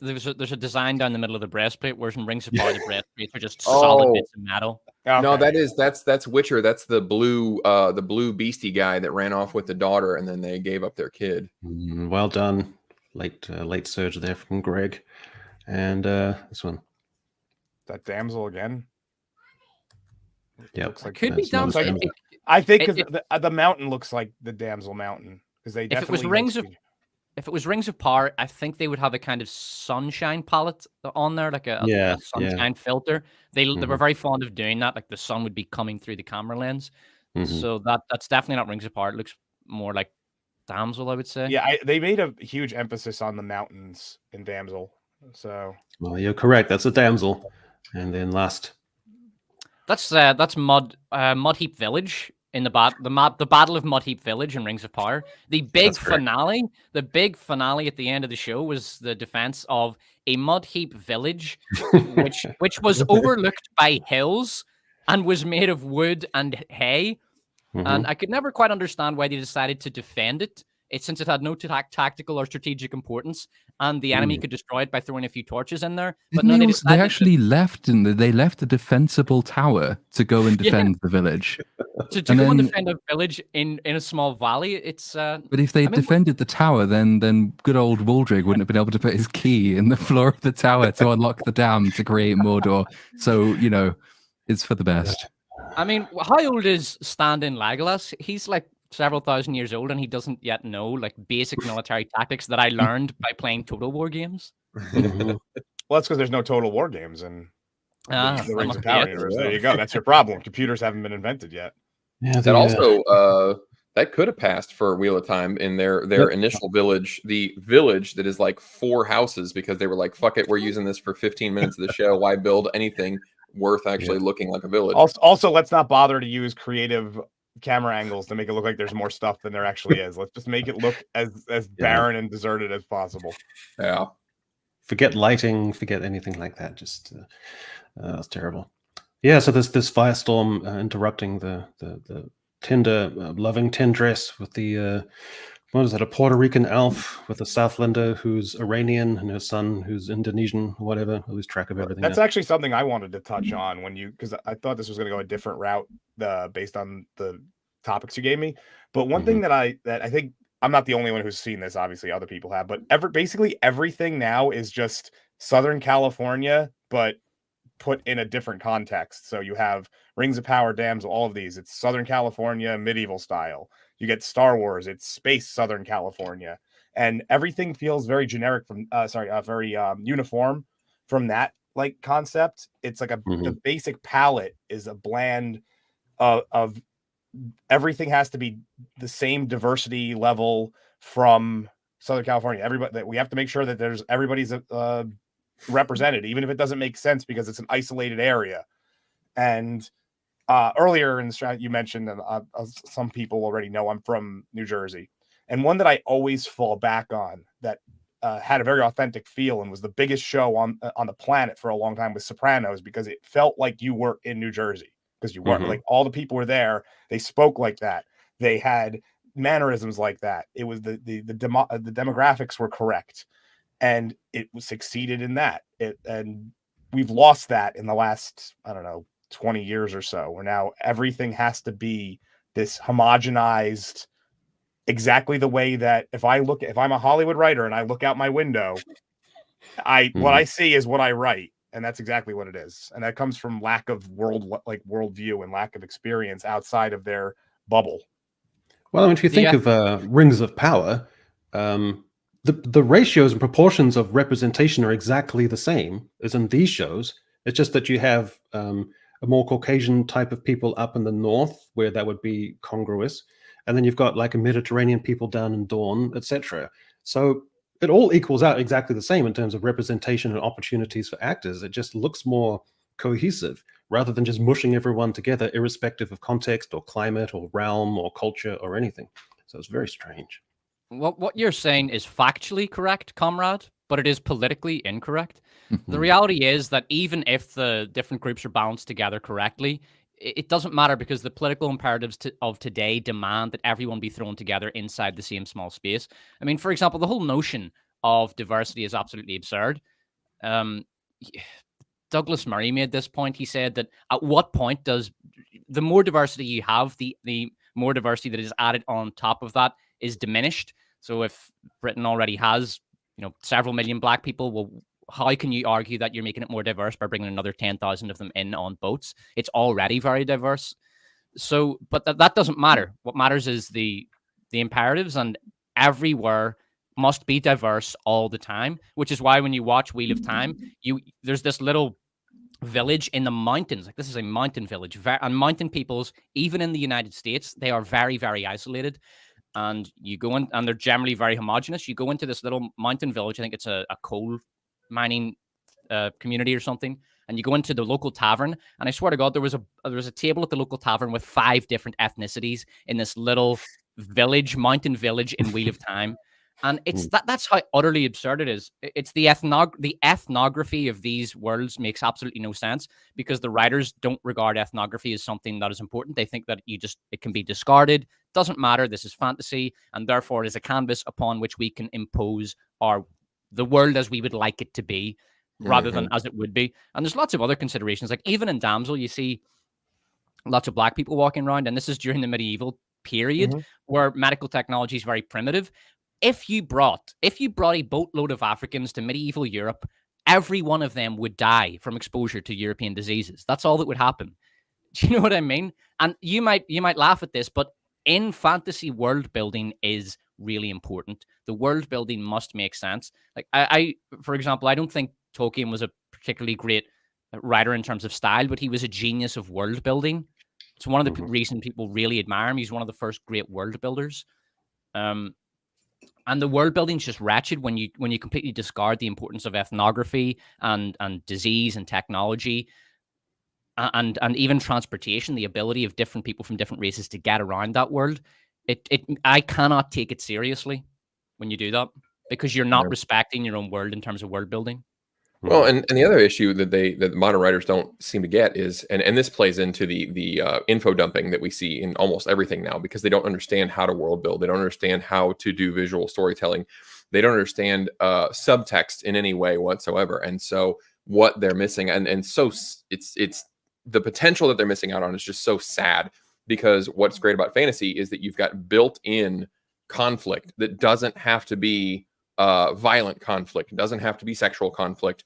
You just have built-in, not even racial tensions, but just geographic tensions. And it also makes for excellent visual diversity, because like for Wheel of Time, for example, that's another great, well-built world. There are many, many different geographies, and they're all extremely distinct, not only in their fashion choices, but also their dialect, the way they wear their hair. I mean, there are extremely specific and like, oh, okay, you live in Terrebonne.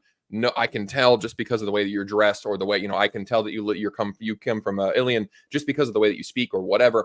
And so as the books go on, you get this great diversity, and true diversity, because they respected, if you did respect the world building that happened there. But they're going to, if the show continues at all, they'll miss out on all of that, because everywhere they go is identical. Blood Origin was the same way. They were like, there's these 3 kingdoms. And I'm like, how the fuck do I know which kingdom I'm in? Every one of them looks identical. So the geography is not there. And as a viewer, you don't know where you are, because there's no way to tell. And so the characters have to go, all right, we're still in such and such a place, and we're traveling to here, because otherwise, how would you know? So you forfeit exoticism, which is really important for fantasy and escapism. And the other thing is, as was saying this in a stream a while back, is that travel and questing is so intrinsic and very important for fantasy.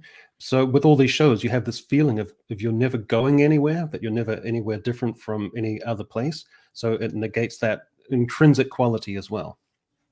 Yeah. Rings of Power suffers from that in ways that have nothing to do with diversity as well. Rings of Power, people just teleport from place to place.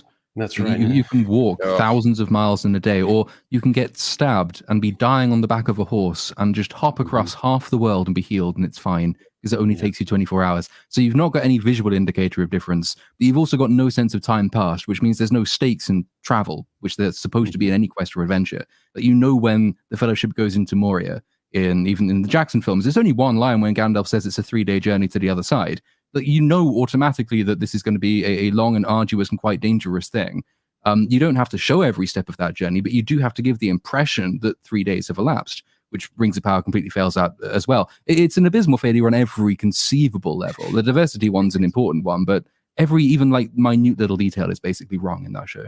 Yeah, when I did my video on it, I had a little section on ethnography, and then the rest of it I was talking about the extensive mistakes it makes in every single other category of writing. For time as a dramatic device, for example, you never get a sense that time is important and that there's something the characters need to do quickly before some disaster strikes somewhere else, which is very important in Lord of the Rings.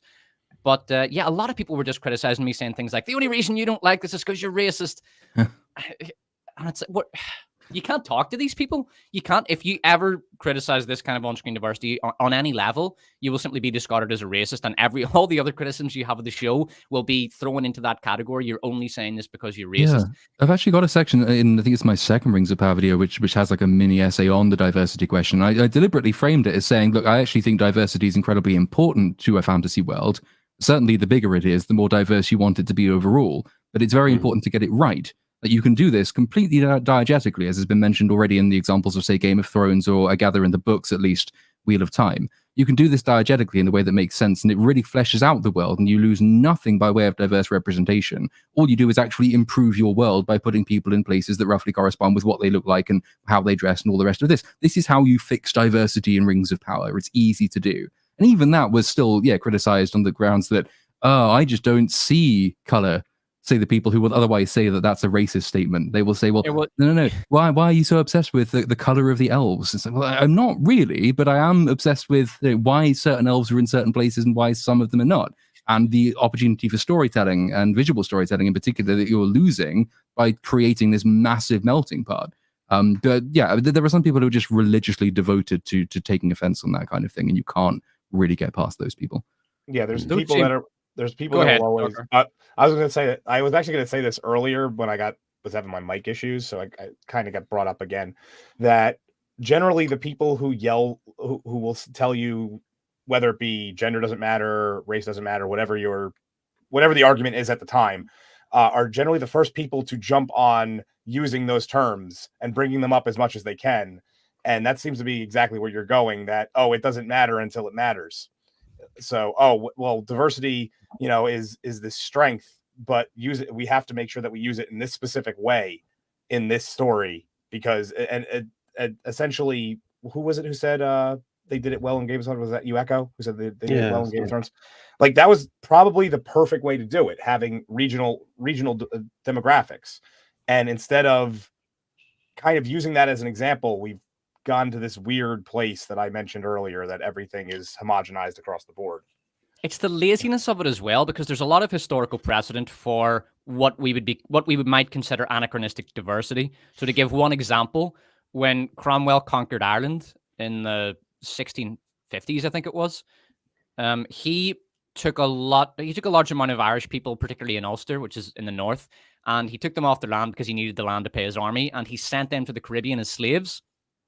And at that time, you would have had communities of white and black slaves in the Caribbean, and some free people as well, and other people from other parts of the world working in the Caribbean on these sugar plantations. And that would have been a very diverse area. And if you incorporated that kind of real world history into a fantasy show, right? That would really work. But don't be so fucking lazy. Don't just say, I want to have 5 different diverse ethnicities in a bar. Actually build the history of the world so that the diversity on screen makes sense. There is historical precedent for it, but do your fucking research, you lazy bastards. I feel so bad for the Irish people sent to the Caribbean, man. That's sunburn level. There was no sunscreen back then. I'm just saying. Plus, also the sense that it reduces any kind of tension, because if there's different realms, then intrinsically, what is the point of them having rivalries with each other if they're essentially culturally and ethnically look exactly identical? And why would they have any rivalries? Doesn't make any sense. Well, and you can use it for storytelling purposes. Like, I mean, Wheel of Time is genius in that way, that since the main characters start in this backwoods, completely homogenized place, early on in the book, they go to their first big town. And I mean, it also, it deals with the way that they transport. Like, everything is horse and buggy on, in Wheel of Time, Rings of Power, all of that. So it factors into that whole thing of, like, most people don't travel 15 miles away from home. Like, that's a huge distance. And so it's a storytelling technique in that book, especially when they hit the first town and they see people from all over the world, and like, holy shit, I've never seen any of these people before. I've never seen a city this big, and it's, by comparison, it's a small city. And like, all of that world building is used to illustrate the growth of those characters. And in the show, it's completely cut out from under itself, because they were like, nope, we have to have a completely it has to look like a Berkeley campus everywhere we go. And so you lose that sense of wonder and growth that the characters have. They actually hurt their own story because they were so obsessed with diversity. If you have regions that, like, it's a coastal major port or a confluence of trade routes and things like that, or a big main city, then you can have a polyglot kind of atmosphere and diversity. That's going to look great in fantasy. But you need the contrast with the more sort of, hinterland realm stuff. Oh, well. Anyway, I was also talking about, in my latest piece, about adventure. And I was thinking about that word. it's so rare now in any kind of entertainment, especially I think for children, that moment of release into pure adventure when Harry Potter he commits to pushing his luggage trolley through the platform at 9 3/4. There's that moment of you're in a new world, or Dorothy going down the yellow brick road, or the Millennium Falcon blasting off from Mos Eisley, or in Narnia, you push against the back of a wardrobe and you're into a snowy wardrobe and a snowy landscape in Narnia. That moment of incredibly exciting release, which is so beautiful and magical and storytelling, just seems to me to be gone now. I can't think of any shows, properties, which can have anything on that scale of that release into adventure. Like if you watch Indiana Jones and the Dial of Destiny, there's absolutely no sense of adventure in that film. It's set pieces cobbled together. You watch Ant-Man, you go on the surface, you're going into a different world, but there's absolutely no sense of adventure. So what's happened to that? First of all, I did a little bit of research on this because I thought it was a very interesting question. And I made a list of adventure movies. And by the way, I'm using that term very broadly. I just mean movies with a great sense of adventure in it. So I made a list of those and I thought, well, okay, what are the commonalities there? Why do I love that? What gives it that sense of adventure? And the list I came up with was Harry Potter 1 and 2, Apocalypto, which is kind of a dark inversion of the adventure tale. Lord of the Rings, Jurassic Park, Little Miss Sunshine. It's kind of like an indie adventure movie. I agree with that. Pirates of the Caribbean and Hook. Great movie. And what they all have in common is basically it's not about the worlds and it's not about the big fantasy machines or the machines like the Millennium Falcon or the dragons or whatever the hell that thing is that kid's riding. It's the characters. You need to have great characters that feel real and feel like the everyman or the every woman, and you connect with them emotionally, and then you're with them when they go on this big adventure. So, for example, Apocalypto, in that opening scene, they're just living in their little village, having their village life, and you really identify with these people because they're playing jokes on each other, and one guy's having trouble getting his wife pregnant, and they're all ribbing on him for it, and they're having fun, and there's a great relationship between the dad and the son, and they're just having a good time, and you really just feel like you could be there too, just having fun with the boys. And so when they go on that big adventure, you feel a strong emotional connection with them, and they enter this very foreign, crazy world that is almost magical in a very, very dark way. And when you get something like Jurassic Park, here's the thing about Jurassic Park. It's not about the dinosaurs. It's about the characters. Because when I watched that as a kid, the dinosaurs were cool, but I loved the hunter, the hunter who goes, clever girl, and then he gets bitten. I love that scene, but I hated it because I was rooting for him and I wanted him to kill the velociraptors. And I love Jeff Goldblum's character and the guy with the hat and the old man. They're just such great characters. And when they go on this big adventure, you're there with them and you're emotionally connected. It's all about the characters and the emotional connection. So if the characters are shit... Just want to interrupt your monologue. For the chat, I want the chat to... What were your moments of the greatest moment of kind of release into an adventure world? So I want to know if it was when the Fellowship starts off in Lord of the Rings. What was the most impactful and solemn moment that lingers on? Sorry, Despot, keep going. Well, I'm just about done. I'm just saying, for me, what you really need is great characters. You have a strong emotional connection with them, and then you can have your big adventure. The problem with modern stuff is the characters are generally shit, and you don't really feel an emotional connection. I mean, who here can honestly say that they felt any sort of emotional connection with Phoebe Waller-Bridge in Indy 5?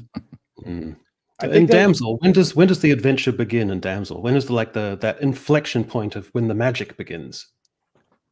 Damsel's like two different movies at the same time. Like Damsel basically has two movies that happen. Like there's the dungeon crawl escapist running away from the dragon portion, and then it hard shifts about, I don't know, what was it, like an hour 45? It hard shifts at about an hour into now she's slowly built. So it's two different movies. But kind of to piggyback on what Despot was saying, and by the way, that's Falkor. I'm very upset with you right now. Yes, He's a luck dragon. He is, in fact, a long-bodied luck dragon. So, Darkhour, I'm a little bit annoyed with you, actually. What? I just said it's Falkor. I didn't say what he was. No, but you didn't say a long-bodied luck I'm dragon. sorry. But the thing that I think is missing from a lot of these, and whether or not, I think you could still have a sense of adventure, even I'm blocked. I think you could still have a sense of adventure, even if it's set pieces, and even if it's on a sound stage. You can still have that, but you need a sense of escapism which these movies are not only consistently, they're almost doubling down on not allowing you to have that. Every time you start to get this momentum, and even some of these bad movies we mentioned do start to get there. They start to have this feeling of, okay, I'm watching something different now. And then bang, you're hit with some sort of reference to the real world. Sometimes they try to cleverly hide it in their own universe with, their own terminology or their own people, but it's a clear analogy to, or a clear proxy for something out in the real world. And it immediately drags you right back out of that fantasy world or sci-fi world or whatever. And that, I think, is one of the main problems, is you go to these things to get away from these problems, and they're just thrown at you from every angle. And that's what I came up with. I think that's definitely true, but there's sort of, to go off of that, there's also the element of this kind of meta awareness that almost every modern story has to have, because we have so much franchise entertainment and so much of it is sequels. There's a constant meta awareness of the done thing for this franchise. Because what we're describing, the moment when adventure begins, it's the definitive point in the hero's journey. I think it's step 3, transitioning into step 4, when you have crossing the first threshold and then the belly of the whale. And this describes almost invariably, it's a complete novice hero. Luke Skywalker is a fantastic example of this. It's a complete novice hero who is leaving the familiarity of home and going into a completely strange place that he knows nothing about. Usually he'll have the guidance of somebody who does. Frodo Baggins is another example. He has, Gandalf periodically dovetails with his adventure. He can explain certain things, but this is all a brand new world to the hero who's going out into it, as it usually and should be really for the audience as well. The problem with a huge amount of sort of sequelitis and franchise entertainment is that you don't have that, because everyone assumes that you have to do lazy fan service. And I'm thinking The Force Awakens is a really good example of this.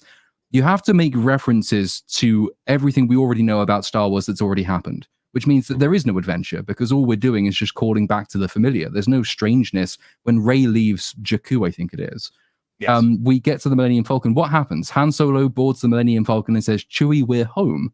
There's no unfamiliarity there. That's a complete inversion of the traditional hero's journey. That's reminding the audience that you already know everything that's going on. And then, of course, Rey is a terrible character, going back to what Despot was saying, is too competent. She has nothing really to learn. In fact, she has things to teach other people. There's nothing about the world she's entering that's really very strange to her. She's not out of her depth in any way.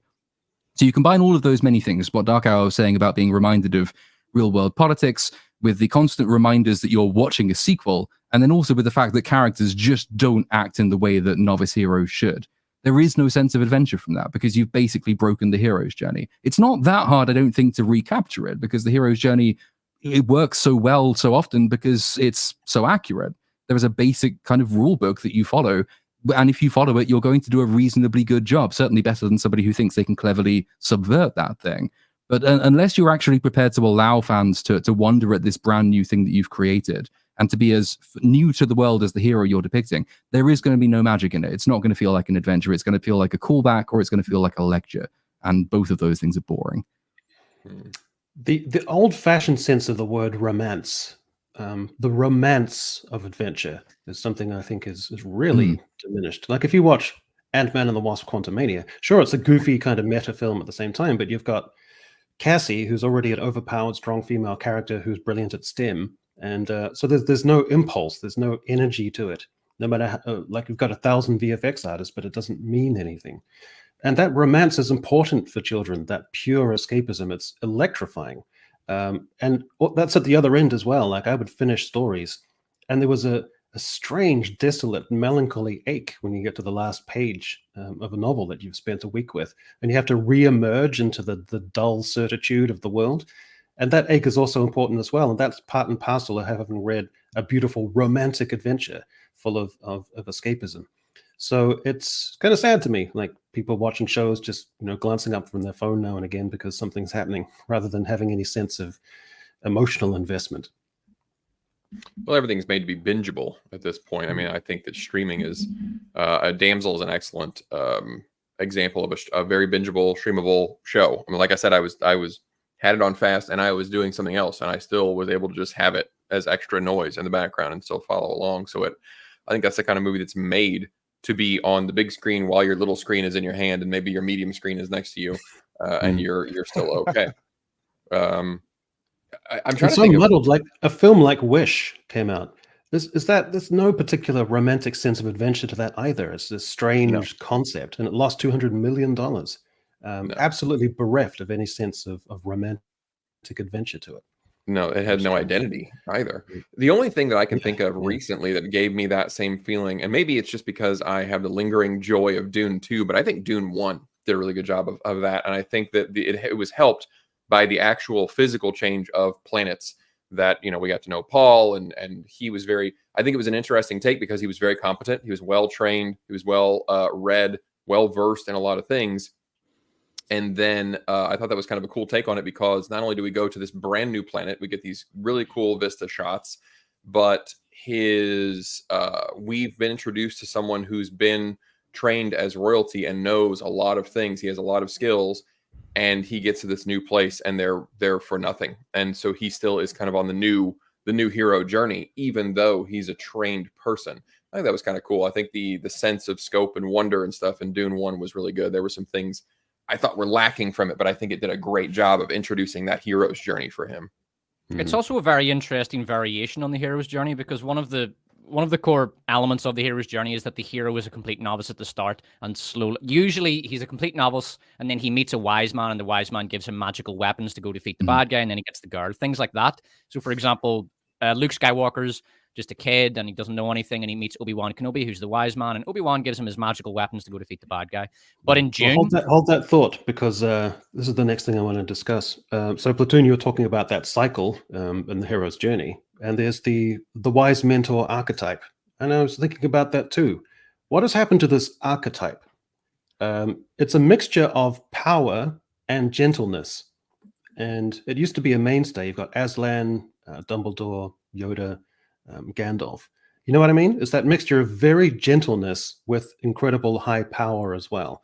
And it's a very important archetype because when you're a child and you have a character like this, you're so drawn to them, and it's very intense because there's a loving familiarity, but also a huge amount of wisdom and power that's innate there. I think it's a very important archetype for children, and I see a major diminishing of this archetype in that hero's journey cycle. Am I right? I broadly agree with that, and I think that's partly a reflection of our overpowered protagonists. Like we're not very comfortable with having novice heroes because we have to try. Usually now, a hero is chosen because they might come from an underserved, underrepresented group, and it's all about empowering members of that group, and so we have to show them being awesome and cool.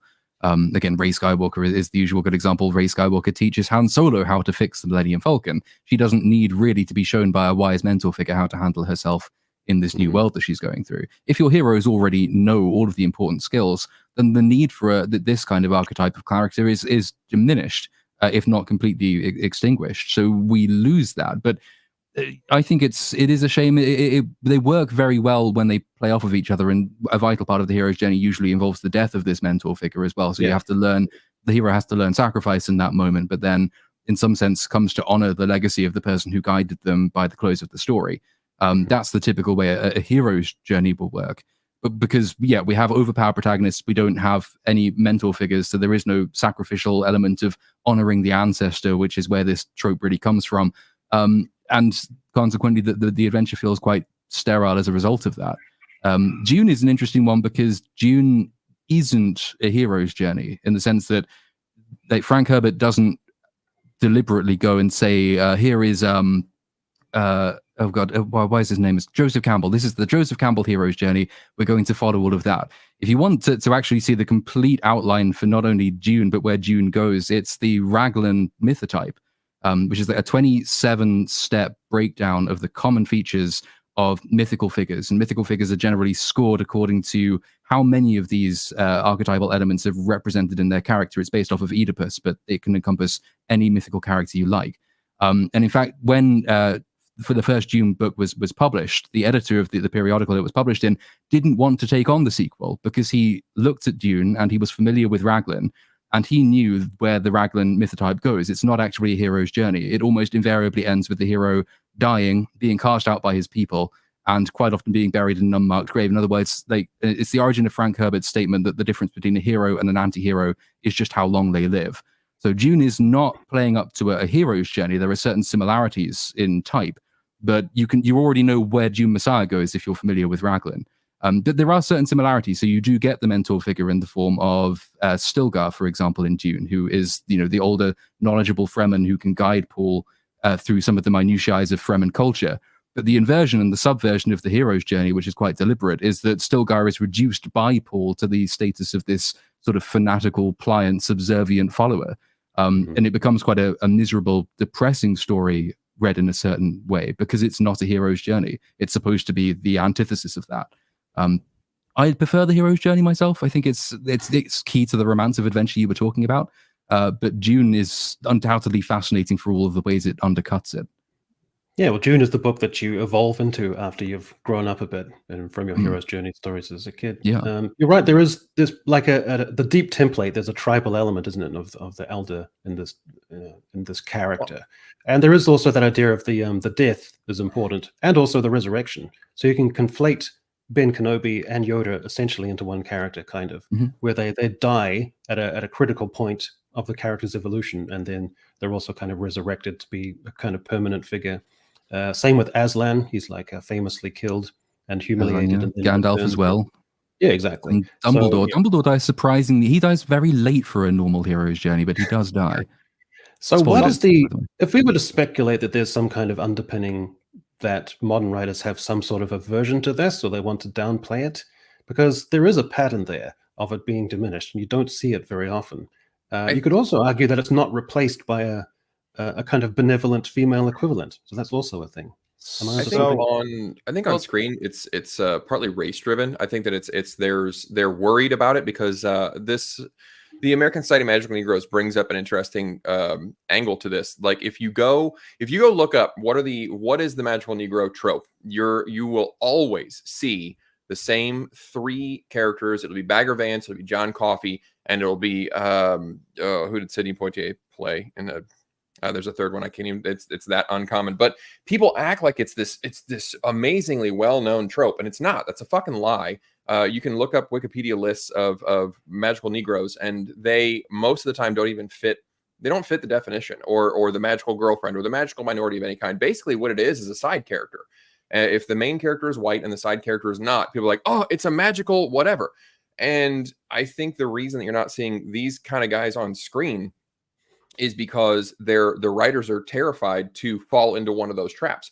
Because if one of these guys, basically if the entire cast is white, then everybody's like, oh my God, the movie's so white, it needs to be diverse. Okay, well, fine, we'll make it diverse. Well, now if the elder person is, your diverse cast, well, they can't be just there to guide the hero, because then they'll be the magical whatever, right? They'll be accused of that. So, okay, fine, we can't do that. We certainly can't kill off a diverse character. Oh my God, that would be horrible. So I think that we've created so many pitfalls with identity politics, with the visuals of identity politics, that now you can't allow your characters to fall into any of these archetypes, because almost all of them involve some kind of power dynamics. This wise elder is in some ways more powerful, but also is not the main character. So how do you cast that and not be accused of racism or sexism or whatever? So now we have all these characters that are hyper independent, because that way we can eliminate any kind of conflicts where people might accuse us of being racist or sexist or any of those things. Damsel, I think, is a perfect example. She's the only one that's on screen. She doesn't have to learn anything from anyone. She doesn't have to share power with anyone. And so nobody can accuse her of being wrong in any way. I think that's a lot of what it is on screen. Yeah, I think you're correct in that sense, because there's I can't really add too much to what you just said, but one thing that does get lost in a lot of this is more often than not, these characters are designed to be a badass that kind of gets defeated to prop up the villain as well. And a lot of what was it, Platoon? Did you say, were you the one who kept bringing up Rey? Rey doesn't need that because she beats the villain every time. So you don't even need to prop up the villain because he's already been pushed so far down. And that's pretty much a lot of times when you have a mentor, that's one of their functions, is to be a stepping stone. And that's kind of what you were saying. There's also the idea that in the modern individual, their power is already innate and strong. It's just that it's been subsumed under layers of societal constructs. So it has to emerge, even though it's already powerful there latently already. So in that construct, there's no need for a mentor figure. It becomes redundant in that kind of dynamic, I guess. I don't know. Yeah, you saw that in Mulan remake. So, for example, in the original cartoon, she has the army commander who's her trainer, and he's in a sense a mentor figure. But you can't have that now because women have nothing to learn from men, and because that would be sexist and patriarchal. So now it's just she is a girl boss and a hero, and the power is inside her, and all she has to do is break that glass ceiling of the patriarchy, and then she can win everything. Yeah, because I miss these characters, and it's important. And when they die, it almost has like a kind of societally prepping kind of way of prepping you for the idea of, as a child, of exploring the idea of death and loved ones passing and wise and benevolent figures not being there. And I think that's kind of important in psychology too. All right. Very quickly touch on Shogun. I just want to go around the horn and get everyone's impressions. Greg, have you had a chance to check this out? No, I haven't. I was going to wait. I've been busy with a lot of other stuff. And so I just thought, well, rather than try to just get a quick review out of the first 2 episodes, I'm just going to wait, binge the whole season, and maybe I'll make a review of it or something. But unfortunately, I just have too much other stuff going on at the moment. Fair enough. Despot, have you had a chance to check this out? Yeah. I actually read the book, and it's a terrific book. It's something I can definitely recommend. Probably better consumed as an audiobook because it's a massive tome. But if you're good with audiobooks, I'm sure you would enjoy Shogun. If you're big into sort of epics, it's like the War and Peace of the 20th century. It's actually the same thing. I've been listening to audiobooks to go to sleep, and I thought I'd start off with Dostoevsky. Don't do that. It's just going to give you existential dread throughout the night. Yeah, that and Kafka. Yeah. Exactly. So yeah, the TV show. I've seen most of the first episode. I've been busy with tons of other stuff, but I've seen most of the first episode, and I do like it so far. All of the basics are there in terms of the production design and the cinematography and everything, and the acting. It's very well cast. It does so far. It's keeping it very close to the book. It's adapted the source material very well, and like I say, I haven't seen a lot of it so far, but I'm liking what I've seen so far. Yeah, I'm also going to watch Megatron's reviews. Megatron is like the big history buff. Does anyone here follow Megatron? No. He's a big history YouTuber. Sometimes he'll do his reviews from a historical perspective of this stuff and talk about how accurate it is. So if you're really interested in Shogun, make sure you watch Megatron's reviews because he's great. But yeah, I'm really looking forward to it. I might do a review on it, but I mean, let's face it, no one would watch that. But yeah, I'm looking forward to the show. Yeah. I'm still reeling from my Anatomy of a Fall review, which got, I think, 4,000 views. Yeah. God damn. That's the trouble. We all know the dirty secret is that when something's really good and you make a review and you're like, this is amazing, people are like, I don't feel like watching that. I even mentioned in my Dune video, I mentioned this video was going to bomb, and obviously it did, but I had to do it, man.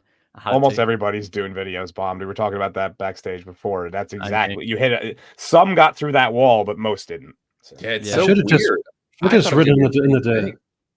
written in the description, Anatomy of a Fall. A film can succeed without being woke. And then it probably would have got 20,000 views.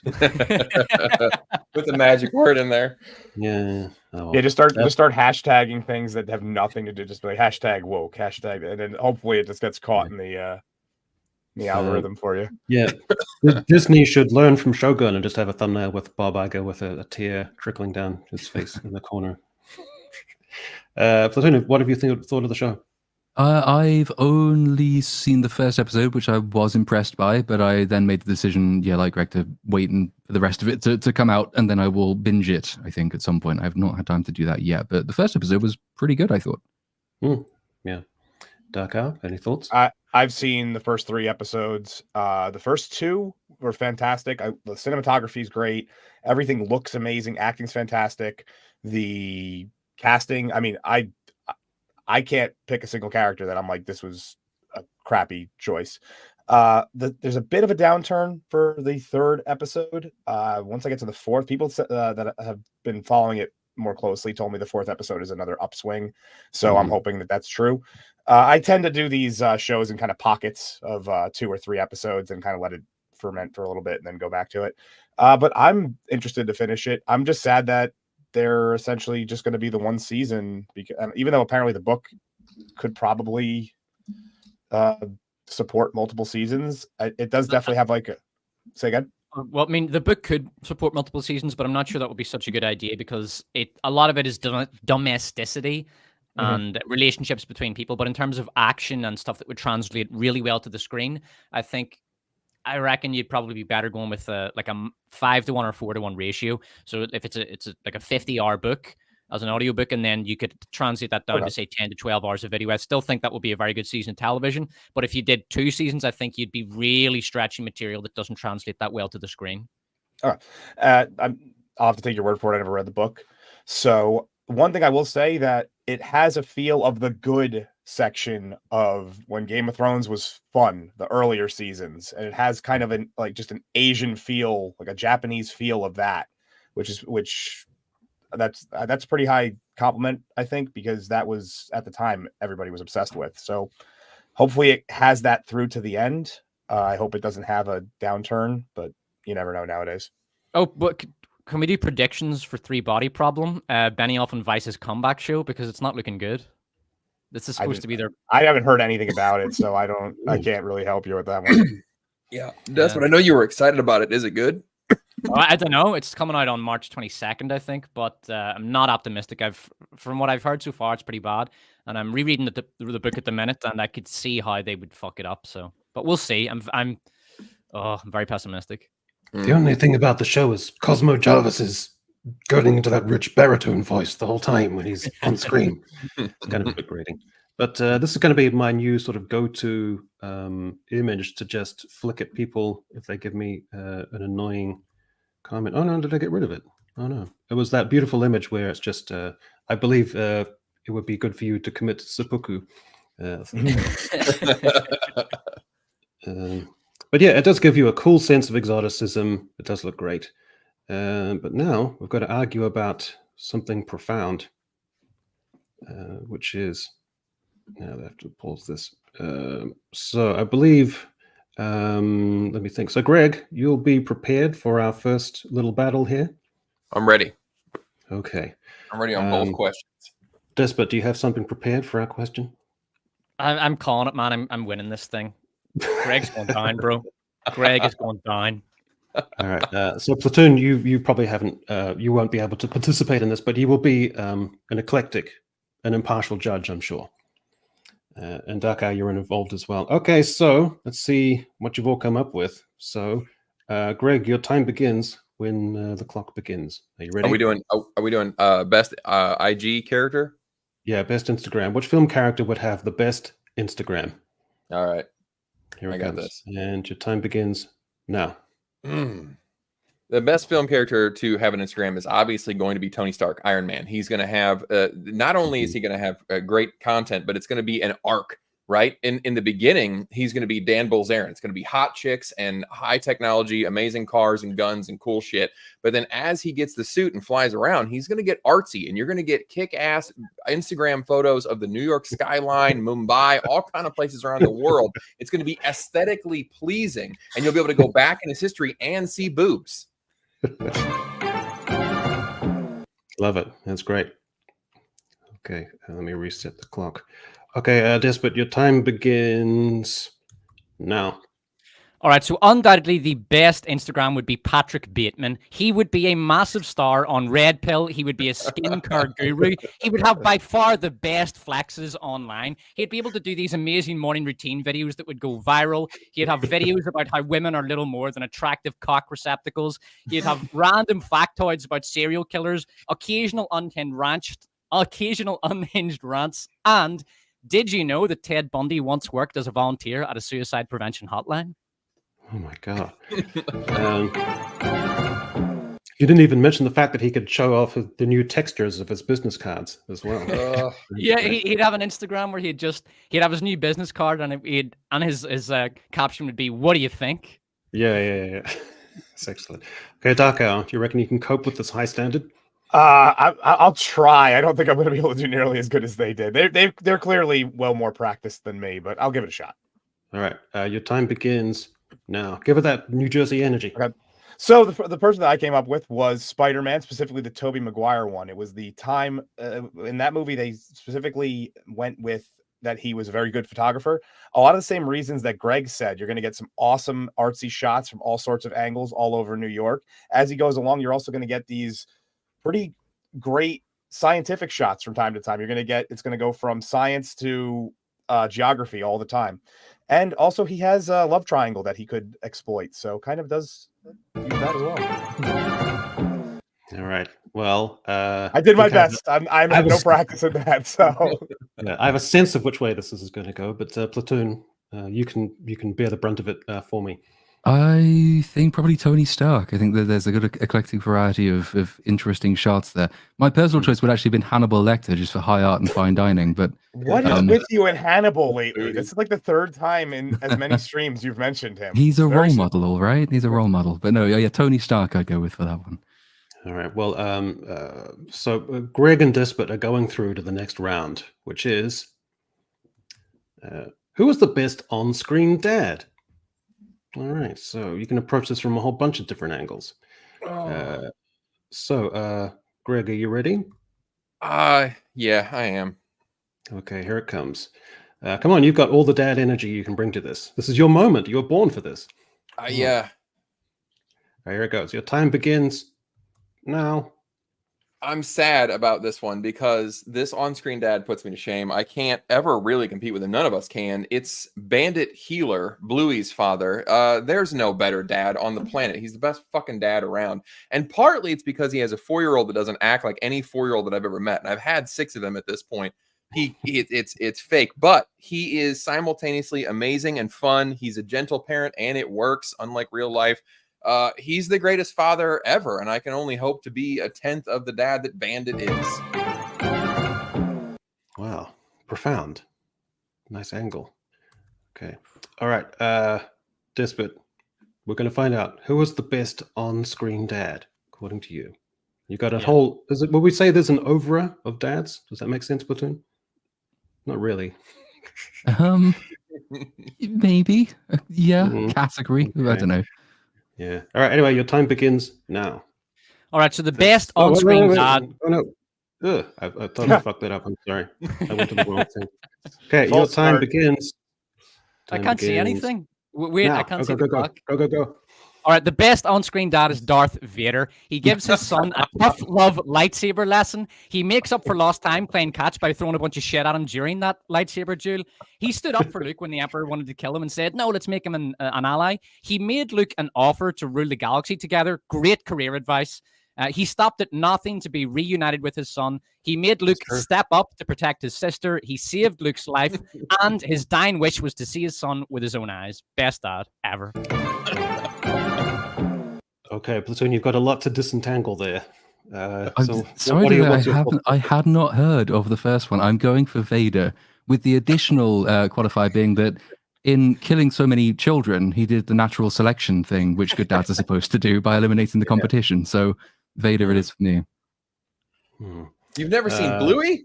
I don't think I have, no. You need to sit down and get in touch with your inner child. It's emotional. It's an emotional show.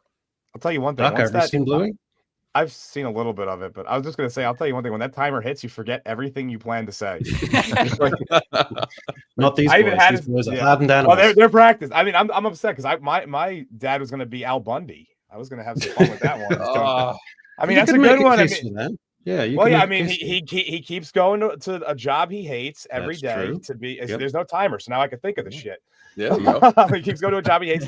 Despite being completely chewed out by his children and his wife all the time, he never files for divorce. He always puts them. He always puts them first. He peaked in high school, but doesn't seem to care. And as misogynistic as they try to say the show is, he never wins. That's true. He's a provider. He's there. Yeah, so I think I would have did better without a timer. Unfortunately, I'm sorry, audience. I'll try better next time. It really, honestly, once I started looking at the time, I was like, shit, 8 seconds have already gone by. I don't know what to do. I still remember of an episode of Married with Children where he's just sitting on the couch and he's so poor and run out of food in the household that he just gets a slice of bread and gets toothpaste and smears the toothpaste between the bread. And then someone in the studio audience literally shouts out, "Don't do it!" before he takes his first bite. Well, their standard sandwich that he always had was a tangwich. It was literally 2 pieces of Wonder Bread with tang in the middle. And the whole joke was that you had to pinch the edges, because if you didn't, you would turn it and all the tang would fall out and you just had plain bread. Well, Darkhour, I'm going to go to you. Who do you think is the winner, Darth Vader or Bluey as the best on? Honestly, I like Despot's energy a little bit more on that one. I think that, and I think it started out kind of choppy, but at the end you just ran through the wall with it. So I got to give it to you. He freaking Babe Ruthed it right in the beginning too. It was beautiful. Yeah. He did make up for not doing fetch with his son by making him having to like fetch items streaming off the wall. That's true, I guess. Yeah, and it was sweet at the end, I suppose.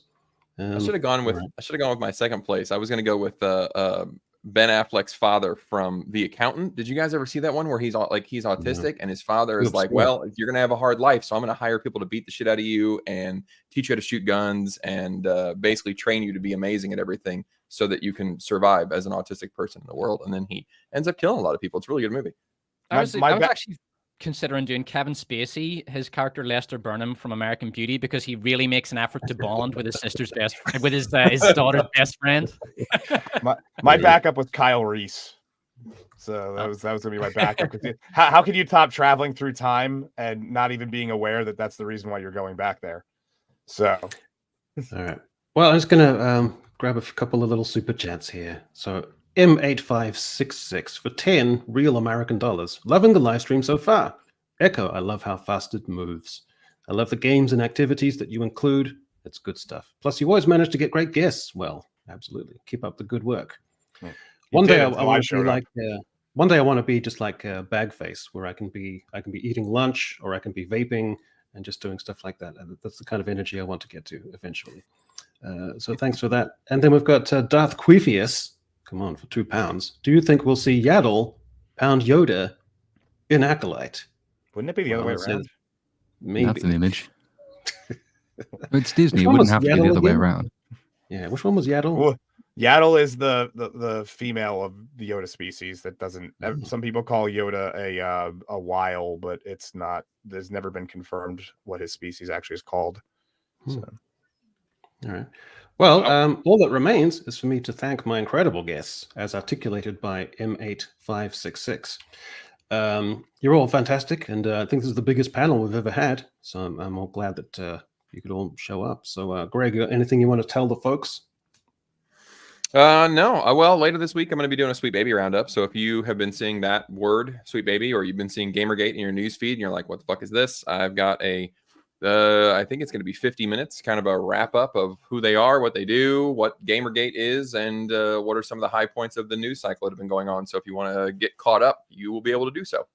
Well, I mean, I think we've got pretty strong evidence that I was there before it was a thing, that my instincts were sharper than everyone else's. I was there February 6th, and I've got the footage to prove it.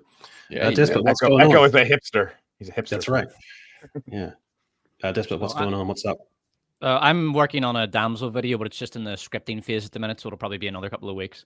But if there's anyone in the chat who wants to head over to my June video and criticize me in the comments for not eviscerating Chani and defending the changes made to the character, feel free to do so. All right. How dare you like something? Platoon, you're always up to something. What's grand scale project do you have in the works? It is currently a Dune video, but it's, as I keep pointing out, it's going to probably take a little while because I began the scripts in the 18th century. So it's, right, yeah. I was very proud. I was very proud of my Wigs in Space image that I sent in response to one of your tweets. It may even make it into the video. Who knows? It's via the 18th century, then via Asimov. An hour in, the introduction finishes. And then that would be a real treat for me. That'd be a real treat if you could do that. Will Platoon be able to take the poison chalice that is a June video and survive it? Like, who knows? He might be far enough past where it's like where everybody's like dried up. Can he transform the water of life? He can't. We've all tried and failed. Every one of our June videos is bombed, but Platoon is going to do it. He's going to prove the true Kwisatz Haderach of YouTube film criticism. Yeah. What's in the video? Pain. and Darkhour. Well, I did release. It was a very short video because there wasn't much to work with on Magical Negroes earlier today. I've done a few other reviews recently that most of them haven't gone over well, but I don't care. It's not that big of a deal. I'm just happy to be here, everybody. And I'm working on a few more evergreen projects. One of them is what I'm calling my standing 8 count list, which is a list of 8 action sequences that are in otherwise actionless films, basically just come out of nowhere. And that's a fun one that I've been working on for a little while. Should be coming out in about a week, maybe 2 weeks. And every other weekend, me and the Uninspired Reviewer have on alternating channels. We have a show called The Uninspired Hour or So, 2 hoes, where we break down a film every week. And sometimes Little Platoon doesn't show up. And I'm never going to let you live that down, by the way. And yeah, we've been doing martial arts films recently, and now we're going to be doing Kung Fu Hustle this upcoming week. So March is our martial arts month. Martial arts, that's great. Martial arts. I decided everybody makes like Halloween their premium streaming month. I was like, no, we're doing March. We're just going to have, some weird ass thing going on. So we just, and this past week we just did The Matrix, which had a great panel. So cool. Without Platoon, which would have made it better. Yeah, you can blame my internet service provider for that one. All right. Well, thanks, gents. It's been an absolute pleasure to have you all on. Hopefully this strange turn of the year, February-March drought in terms of content entertainment criticism is coming to an end, and we'll all be reaping the rewards of our perseverance. But it just remains for me to thank Greg Owen, Despot of Antrim, the Little Platoon, and Darkhour, and Harira. Goodbye for now.